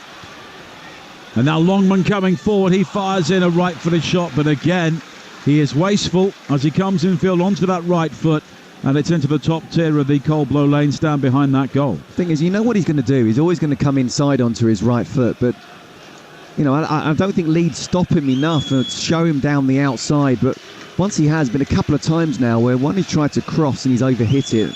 There he's just tried to shoot and he's completely overhit it. You know, again, that final ball, which I think ultimately there's not much Gary Rowett can do about that, which is why, you know, Millwall have had a tough start to the season and are certainly one of the teams that will always try and chase the playoffs, but will perhaps just fall short. You know, ultimately it's about the quality of the player, and while he's got a lot of good play to him, Ryan Longman, and he can whip in a really good ball, his final ball today has not been good enough. And the rain is now coming down quite heavily here at the Den, and that will add just another ingredient to the way this game has been played, as Nonto controls on this near side. Back again towards Brian. At the midpoint of the second half, Peru looking to hold Mitchell off the ball. Peru goes down, wanted the free kick, but does get the corner. And Peru is one of those players who disappears for long spells, but then can pop up with a decisive moment. I remember Ruud Gullit saying at Chelsea one time, he said, look, I don't necessarily need you to dominate the game. I want you to do two things that affect the game. He's certainly done one thing so far, hasn't he? Absolutely. Somerville will take the corner. Nonto is the short option. Eze looking to prevent that. The corner swung high into the penalty area. Norton Cuffey leaps well above Byram at the far post, but it's out of play, and it will be another Leeds corner. And the rain now is absolutely teeming down. Yeah, the heavens have opened up, haven't they? And that's where, again, get your shots in, get your low crosses in. Defenders will hate it, goalkeepers too. And we can barely see the top of Canary Wharf now on the far side. The weather has really closed in here in southeast London as Somerville will take the corner kick. 22 minutes to play here. Leeds leading 1-0. And the corner is headed down by Strike, but he was falling away as he connected with the ball, and it's a couple of yards wide. Double change for Leeds. And Somerville is coming off, and Dan James makes his comeback from injury. Of course, he was on loan at Fulham in the Premier League last season. And Jayden Anthony will also come on, a player who was on loan from Bournemouth. Somerville has flitted in and out of the game at times. Nonto has certainly been a constant force for Leeds, but he'll be replaced. Fresh legs of James, and Anthony will provide plenty of pace in the wide areas as well. Yeah, while Somerville has looked dangerous, the odd time he's been on the ball, it's been Nonto who's perhaps been the better of the two in that game so far. But not surprised to see Dan James and Jayden Anthony come on. I think Jayden Anthony has obviously come from Bournemouth, and I think he realises what a big club Leeds United is. It was a great opportunity for him. And Dan James, good to see him back fit as well with the pace that he's got. I'm sure that's something which, as Millwall try and go for it later on, they'll try and look for that ball in behind and use his speed for sure. Well, Jayden Anthony was a regular for Bournemouth in the Premier League in the first month of the season, but he was part of the deal which took Sinisterra down to the south coast. As Piru tries to bring it forward now, there was a Leeds player down on the far side. And it's Dan James who went down straight away. Now players from both sides start to tumble. Luke Ayling hits the turf for Leeds. Eze tries to take a quick free kick in the midst of all of that. There's no way the referee was going to allow that to go. And play will be pulled back here. It's Murray Wallace who is down on the far side. And Chris Kavanagh has done a pretty good job of keeping a check on things here, and gradually the players have got the message that if they do throw themselves to the turf, they won't get anything. Yeah, I think sometimes he's missed a couple of things, and as I say, the goal itself was a big one. I think generally speaking, he's tried to do it in the right way. It's not been the easiest game to referee. Two teams obviously trying to impose themselves. Millwall, Leeds, reputation-wise, two clubs that will be bang up for this one. They certainly have been on the pitch. And Jayden Anthony coming on to make his Leeds United debut here. Norton Cuffy allows the ball to bounce and then controls it on his thigh, and he delivers an early cross into the penalty area. Mellier's there though to get in before Bradshaw and make a clean claim, which is not the easiest in these conditions now, as he bowls it out wide to this near side. And Byram, 19 minutes to play on Talksport 2. Byram having his shirt held by Watmore, but he plays it back towards Strike, and now Ampadu completing that neat triangle for Leeds, but Byram has to go all the way back towards Strike into his own penalty area, finding Meslier, and Meslier sweeps it downfield. Good distance, but onto the head of Cooper, who nods it over the top. And here is Byram again, but he's given the ball away to Leonard, who charges in, and as a result of his pace, he booms the ball out of play on this near side, and it will be a throw-in for Leeds United. And another change about to be made, and Emodo Imaku, another teenager, will be coming on for Millwall to replace Ryan Longman. Imaku will slot in down the left-hand side. A Republic of Ireland under-21 international, 19 years of age, signed from Shamrock Rovers in Dublin. Already scored this season, scored in the defeat at Norwich, and he will be a more authentic left-sided player down the Millwall left, and will have the ability to go on the outside, which is something possibly Ryan Longman lacks as an inverted wing-back. Absolutely. Longman, we talked about how coming inside all the time can be a little bit too predictable, and then his final ball wasn't good enough in the last 3 or 4 attempts, so it's a decent substitution from Gary. Leonard rather loops the ball into the penalty area. I think the long throw slipped out of his hand there, but he's now got possession again. Mitchell, and now Leonard Back towards Norton Cuffy. And he spins away to the right again. Leonard down the line for Esse. Esse's got Bradshaw in space down the right. Early cross into the penalty area just beyond Watmore, headed away by Ampadu, but Norton Cuffy almost wins it back, but Ruta comes away with the ball for Leeds, and they can use their pace on the break here, but it's Dan James, and a good challenge though coming in from Amaku, the player who has just come on. Now Fleming back towards Wallace on the far side, and Amaku. Fleming looks to make the run down the left, but Amaku is challenged by Ayling, and Leeds can break forward again here with James wide towards the right hand side, and Ayling, the low cross in, blocked, appeals for handball mainly from Ayling and Ruta and the Leeds fans behind that goal, but nothing given by the assistant on the far side, Matt Wilkes, or the referee Chris Kavanagh. And Amaku plays it long down the left-hand side, looking for Watmore, who's done well to keep the ball in play. He'll take on Gray, and Gray came in with a really good challenge there, came away with the ball. He was then caught by Watmore, and that will be a Leeds free kick. Do you know what, Nige? You know, it's one thing to make your debut as a 17-year-old in a first team, but it's another thing to do it in central midfield. You know, that's really the hub of it all, where you kind of dictate the tempo of the game. He already looks like a man physically, but people can be 6'4" at 17 years of age and still not quite understand what it's like to play in men's football. It's academy football, such a big jump up to men's football.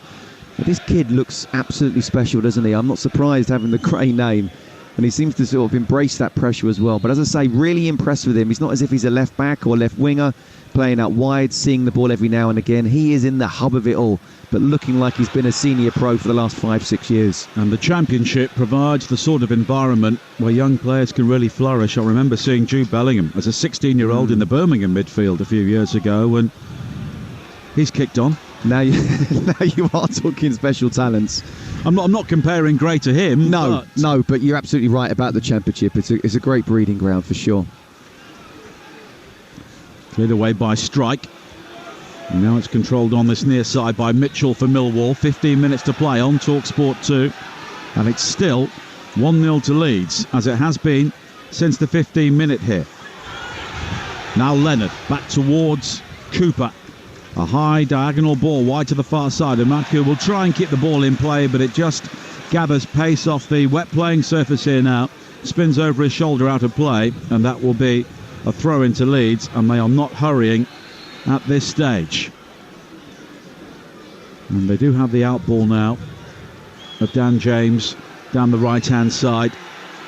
That will allow someone like Peru to come shorter, as he does now. And coming up at 2 o'clock, we have up front with Simon Jordan, and today's guest is the former Cruiserweight World Champion Johnny Nelson. That's all coming up with Simon Jordan following this game at 2 o'clock, as Ruta charges down a clearance from Cooper. And here's an opportunity for Anthony now for Leeds. Clips it wide from the right-hand side towards James. Back towards Ayling. Ayling now can attack the penalty area. Slipped in towards Ruta with his back to goal, looking to hold off Cooper, but he's given the ball away. A high ball played forward now, over the top from SA, looking for Bradshaw, but it's overhit, and it will bobble all the way through towards Meslier, who encourages Bradshaw to come into the penalty area, and then he will eventually pick the ball up. Yeah, it was a decent tackle. They won the ball back well there, but SA was the right idea, but you really have to execute that 50-yard pass a little bit better than that. Ampadu finding his former Welshman, James. James now attacking the penalty area, finding Ruta. Back towards James, and Pirro is there to finish things off. And Leeds lead by 2-0. And it's Joel Peru once again. A tap-in almost on the goal line. But really, that's what he's all about. He comes with a guarantee of goals in the Championship, and he's delivered for Leeds United here today. They lead by 2-0. Their second victory of the season is surely assured, and it's been won for them by Joel Peru. Yeah, you would certainly think so. That's it. Millwall find it hard to come back from that. 2 goals from him. I mean, it was a bit of a calamity. It looked like it was a well-worked goal at one point. They won the ball back, counter-attack really, really quickly. There's good play from Jaden Anthony coming inside, then pace from Dan James as well. And it just looked as if Millwall were able to get themselves back, but they weren't in the end. Who was that who fell over? It was James. It was Dan James. I mean, it was a little 1-2 from him, wasn't it? And he should have finished it himself. He tripped just as he was trying to do quick feet. But it's fallen into the path of Peru. Right place, right time. We talked about he hasn't done too much. We also talked about Ruud Gullit saying he can do two things in a game. Well, he certainly has today. I do not see Millwall coming back from that. A little bit of a luck in that goal, the way he fell over Dan James, but quite simply, Leeds, that's what they look. They look better attacking-wise. Just got someone alongside me looking at the goal, laughing at that as well, but he's a Leeds United fan. He doesn't care at all. 2-0 up. And I'll tell you what, these are good 3 points here for the away side. Well, Peru, they invested in him from a fellow championship club at Swansea. And he's come up with 2 goals here today. Anthony just running the ball out of play. And you look through this Leeds team now. They brought Anthony, who can play further forward off the bench. They've got James off the bench. They've still got Bamford to come back. This team is full of attacking options. Yeah, there's Gelhardt as well, isn't there? Who, yes, has talents, along with the Bamford to come back on top of that. So I think the biggest problem with everyone's fit is for Daniel Farke to actually work out what his best 11 is and keep everybody happy who's on the bench. But if he gets it right, I genuinely believe this Leeds United side can go on a great run and very much aim for top 2. Well, the Leeds fans in great voice now, leading here by 2-0. And Millwall are seeing their supporters leaving in large numbers now as Norton Cuffy with a cross into the area, headed away by Ampadu. It will be a corner. And Leeds have not won here since Ross McCormack scored the only goal back in March of 2012. Wow. It's not been a good place for them to come. Only 1 win in 11 visits, but they're winning here today by 2-0. Corner kick, which will be taken by Romain Eze on this near side. Swung high towards the far post, strike rising to clear. It's controlled on the edge of the penalty area. And the youngster who's come on, Imaku, looking to sort his feet out, but he's lost out. And it's swept forward now for Dan James, using his pace down the centre. The cross in, looking for Ruta. There's a slip from Mitchell. Ruta can make it 3, and he does. And Leeds United are running away with this. It's an emphatic victory here at the Den. Their supporters are delirious. Dan James, lightning pace on the break, and Jorginho Ruta firing the ball high into the back of the net. And Leeds United are really sending out a warning here to the rest of the Championship. They are on their way up the table. It is Millwall 0, Leeds United 3. Well, again, we'll talk about the pace that they've got, Leeds United, and it was a mistake. It actually came from Millwall's corner, and yet they were kind of messing around with it, but they counter-attack so quickly with the pace that they've got. Wasn't actually the best of balls from Dan James. It was behind Ruta. And it was, I think it was Billy Mitchell who was actually trying to come back onto Ruta as well. And it went behind him. He fell over, and Ruta just takes the touch and puts it into the top corner. Look, this is a fantastic win for Leeds United. It's a 3-0 win. It looks like they'll be keeping a clean sheet. It looks like they'll be winning the game by 3 goals. But it's not a 3-0 game. Millwall does not deserve to be losing this 3-0, but that's what the scoreline will be saying, and that's what you're talking about. You don't always have to be that much better than the opposition. What you do need is to be able to have players who can create moments, and they've certainly done that, and this is an emphatic win on paper, if not actually how the game has gone. But if you sign players, top quality strikers from major clubs, they score the goals. I mean, well, absolutely. You look at what Teemu Pukki did for Daniel Farke at Norwich. Absolutely, and that's what these players, these forward players, should be thinking. How can I be the Teemu Pukki that Daniel Farke will rely on the whole time? And Ruta certainly will be delighted, and I think he deserves a goal the way he's played. He's led the line fantastically well. I don't think it is a 3-0, but Peru would be delighted. He's been on the score sheet twice, Ruta too, and if they are to keep a clean sheet, Leeds United, then I think they'll be absolutely delighted with that, because as I say, I do feel for Millwall. They haven't deserved this. It's not been a 3-0 game, but this is about a team that's been clinical against a team that is just huffing and puffing.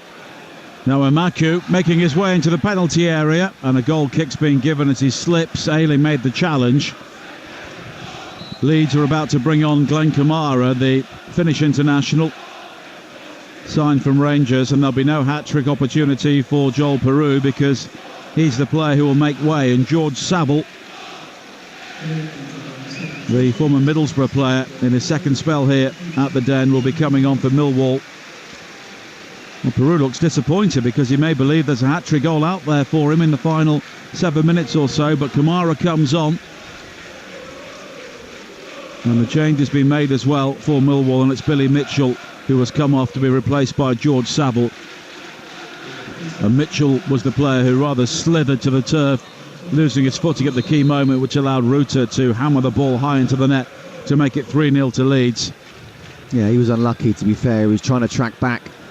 And as I say, it wasn't the best ball, St Dan James, but because it was played behind, he kind of tried to kick out it, flick out at it behind him, wasn't able to get there, and it meant Ruta, who, to be fair to him, and we talked about the amount of money that was spent, and you know, he last season couldn't get a decent performance.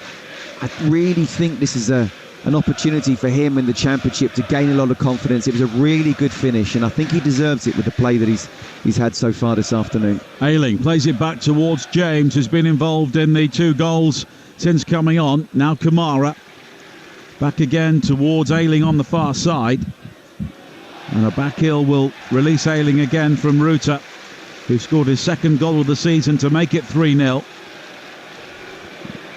And we still have 6 minutes to play here, plus added time on Talksport 2. And you look around the stands here, most of the Millwall fans have gone home. Yeah. Or they're outside. Well, I'd never really advocate anyone going home earlier. You want your fans to stay there as long as possible, but it's 3-0. It's absolutely teeming down. Yeah, Sunday afternoon. I don't think anything's going to change here on in. There'll be a game on the telly at 4:30. Absolutely.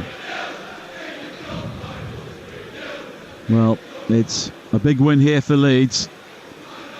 They scored 4 in their travels at Ipswich, and they've got 3 here today, which really makes you wonder how they failed to score in that game against Sheffield Wednesday, which earned the Owls their first point of the season, their only point of the season so far, as Ayling closes down Cooper on the far side, and that will be a goal kick. It's a really good point, though, Nige, because, you know, I think that's where they need to get better, winning games at home against teams that will just come and park the bus. You know, they do have the attacking players. They need to try and work out, OK, well, if it's going to be a 5-4-1 or a 4-5-1, certainly 10 players behind the ball, how do we break down the team? They have the quality. They've got a way to work that out at Ellen Road. And if at times they might get stick by the fans for just coming back and going around the other side, then you have to be strong enough to deal with that.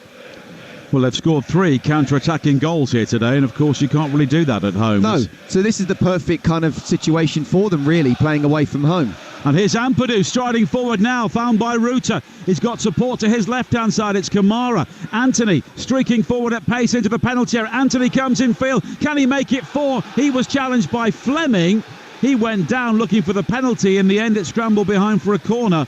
And I have to say, Fleming's challenge there did not seem to get a huge amount of the ball. No, and they're also claiming a handball as well. I think Jake Cooper. 2 possible opportunities for a penalty there for Leeds. I don't think either perhaps were strong enough. And I think the fact it's 3-0, I mean, it shouldn't matter what the scoreline is, but I wonder whether the referees just thought, no, we'll just keep it as it is. 3.5 minutes to play. 3-0 to Leeds. And they have a corner kick which Dan James will take. And he is a player who could really tear things up in the Championship, you feel, if he stays fit. James with an in-swinging corner, high to the far post, and it was Roden coming in on the end of it. And he just glances the header wide. Yeah, it's tough for Millwall. I do hope Gary Rowett doesn't get any stick after this game, because on paper it looks like it's a big defeat. That's not how it's been. You know, 1-0 all the way. They were in this game up until 2, and then the third one came so quickly afterwards. You know, there's that Tom Bradshaw chance right just after the half-time at the start of the second half, where if they'd have just directed that better, 1-1 absolutely would have been game on. The start, first 10 minutes, I thought they were really, really good, and Leeds very much under pressure. As I say, this is not a 3-0 game, so I do hope, and also he's tried to make substitutions and change the game, so I do hope he doesn't get stick off the back of this. Leeds will be bringing on Ilya Gruev, the Bulgarian international signed from Werder Bremen, for his debut shortly. Joe Gelhardt will also be coming on. And Leeds, of course, scored that first goal which Millwall believed should have been pulled back for a free kick, and I'm sure Gary Rowett will be making a point about that, because at that stage in the first half it was anyone's game as Jorginho Ruta comes off and Joe Gelhardt will come on to replace him, the 21-year-old who was on loan at Sunderland last season. And Archie Gray, another good performance from the 17-year-old. He gets a handshake from Daniel Farke, and Ilya Gruev will take his place in midfield. Now we have 90 seconds of normal time to play here. Leeds looking for their clean sheet. Fleming finding Saville. Saville's high cross into the penalty area is behind Cooper, and it will be a goal kick. And it's been a chastening day for Millwall, only conceding 5 goals in their first 5 games and 3 here today, and they will look at only 4 goals scored in 6 games. I think that's the big one. I think anyone can, as I say, it's not a 3-0 game really here, but anyone can get done with this Leeds United team conceding 3, but you know, it's 4 in 6 now scoring wise, and that's the problem. That's what Gary has got to try and somehow work out. You know, look, they've tried their best. They've more than matched them at times. As I say, they can definitely argue, and it was a big point in that first goal. If it was a foul, then, you know, when you against Leeds United, the last thing you want to be doing is chasing the game, as we've seen in the second and third goal. So it was a big moment not to give that foul, for it to lead to 1-0. Tom Bradshaw having that chance as well, but you know, you just don't want defeat after defeat, and then things suddenly just really snowball. Here is Watmore inside the penalty area, pulls it back, but it's hammered away by Ampadu, and it will be a throw-in, maybe a corner kick on the far side. It's a corner kick that's been given, and it's played short to Eze, and now Amaku, he lets fly, wasn't too far over the top, worth an effort from the youngster, but Meslier always had it covered. Yeah, definitely worth an effort. Why not make a name for himself? Edge of the box, on his right foot, left centre, have a pop. Into a minimum of 5 added minutes here on Talksport 2. NFL action coming up at 5 o'clock. 3 games today. The Bears against the Bucks, the 49ers against the Rams, and the Dolphins against the Patriots. All live on Talksport 2 into the early hours of tomorrow morning. And they're underway at 5 o'clock with Nat Coombs and the team. And the next live football on the Talksport network is tomorrow night from the Premier League. Nottingham Forest against Burnley, as the promoted teams look to pick up their first win of the season. And Sheffield United came very close to it at Tottenham yesterday, as it's cleared away by Roden, the player who was on loan from Tottenham for Leeds, on the far side. He's done well and come in, hasn't he? Yeah. You know, he's another one that just needs to play. Yeah, absolutely. It'd be interesting to see what happens at the back there when Liam Cooper's fit, because you know, he is a proper leader, a captain. Does he come straight back in? Well, Roden was signed to replace him. Norton Cuffy plays it back to find Fleming, and now Norton Cuffy again back onto that left foot, and here is Fleming. Fleming scored 15 goals last season. Bradshaw got 17, but neither have found the net so far in the current campaign, as Ampadu slides in to win it back from Saville, and Kamara almost led the breakout there. He had James in support, but Millwall have it back. Emaku breaking into the penalty area, but the challenge comes in from Ampadu. Emaku was in the act of shooting there, and he caught Ampadu, who lunged in. It was an unfortunate challenge, but both Emaku and Ampadu are down. Yeah, Emaku's got to try and go for that as well. Actually, it was really good covering play from Ampadu, and that's what he's good at. That's what he's been doing so far, and that's his job. Just feel that Kamara should have been stronger. If he'd have just gone in for a 50-50 with Wallace, and don't get me wrong, Wallace is very, very big, but that would have been another great opportunity for Leeds to go on and counter-attack, and it almost would have been a 2-on-1. Well, Ampadu has stayed down here. Leeds, of course, have made their 5 changes, and we have 2.5 minutes of added time still to play, as the New Den continues to empty at an increasingly rapid rate here. But the Leeds fans are going nowhere, and they're enjoying their afternoon because this has been a very good away day, leading by 3-0. And maybe the first signs of a promotion challenge under Daniel Farke are being seen here at the Den today as Gelhardt heads the ball in field, but it's cleared away by Leonard over the top. But Roden has not missed a thing in the air for Leeds. He heads it forward now. Ampadu in towards Gelhardt. Lovely flick from him. Kamara almost found Anthony, and now he will at the second attempt. Anthony can break into the penalty area, left-hand side, just holds on to possession, plays it square to James. Oof. James was caught on the edge of the penalty area, and it will be a free kick. It was Fleming coming in from behind, and it's a free kick for Leeds just on the edge of the D. That's a ridiculous challenge. Straight into Dan James. Definite foul. 19 yards out, right centre in front of goal. This is a great opportunity for Leeds United to make it 4. You don't make a tackle like that. That definitely was a forwards tackle. Well, Anthony is over the free kick. James is another option. And Leeds here looking to finish with a flourish in the 95th minute. Gelhardt could also hit this left-footed. Well, who needs the goal? Individually, you sort of think, you look at the person who's going to step up, you say, right.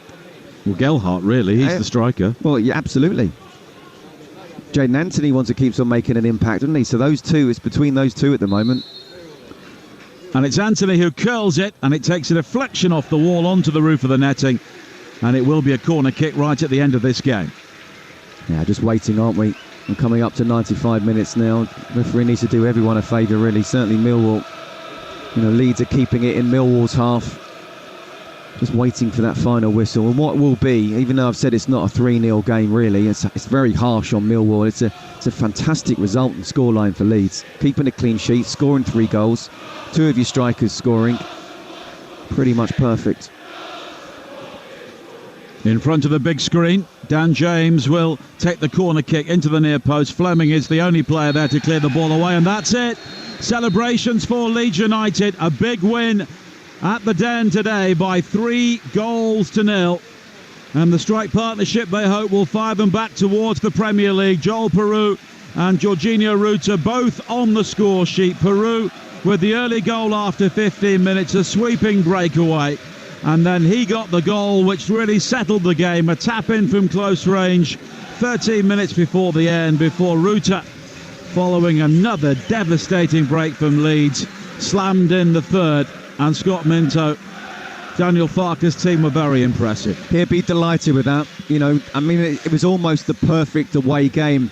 You're under pressure the first 10 minutes. Can you hold out? There weren't really clear-cut chances for Millwall, despite them being really in high intensity. So fair play to the Leeds United defence. And then obviously that 1-0, I think, was the big moment of the whole game. And I'd be surprised wouldn't be surprised if Gary Rowett talks a lot about that. But at 1-0, Leeds United playing away from home is a perfect counter-attacking team. Millwall had to go for it, had that chance just after the half-time where Tom Bradshaw really should have been aiming for the far post. 1-1 would have changed things, but no. Leeds United saw that out, and then they went and was absolutely ruthless. And I genuinely believe they have the quality to go straight back up and do that automatically this season. Got the perfect man in charge. It was the perfect away performance. Many thanks to Scott Minto. Coming up next on Talksport 2, it's Up Front with Simon Jordan. Today's guest is the former Cruiserweight World Champion, Johnny Nelson. But the Leeds supporters celebrate a big victory here in South East London. Hope you enjoyed the commentary from Scott Minto and myself, Nigel Adderley. Bye for now.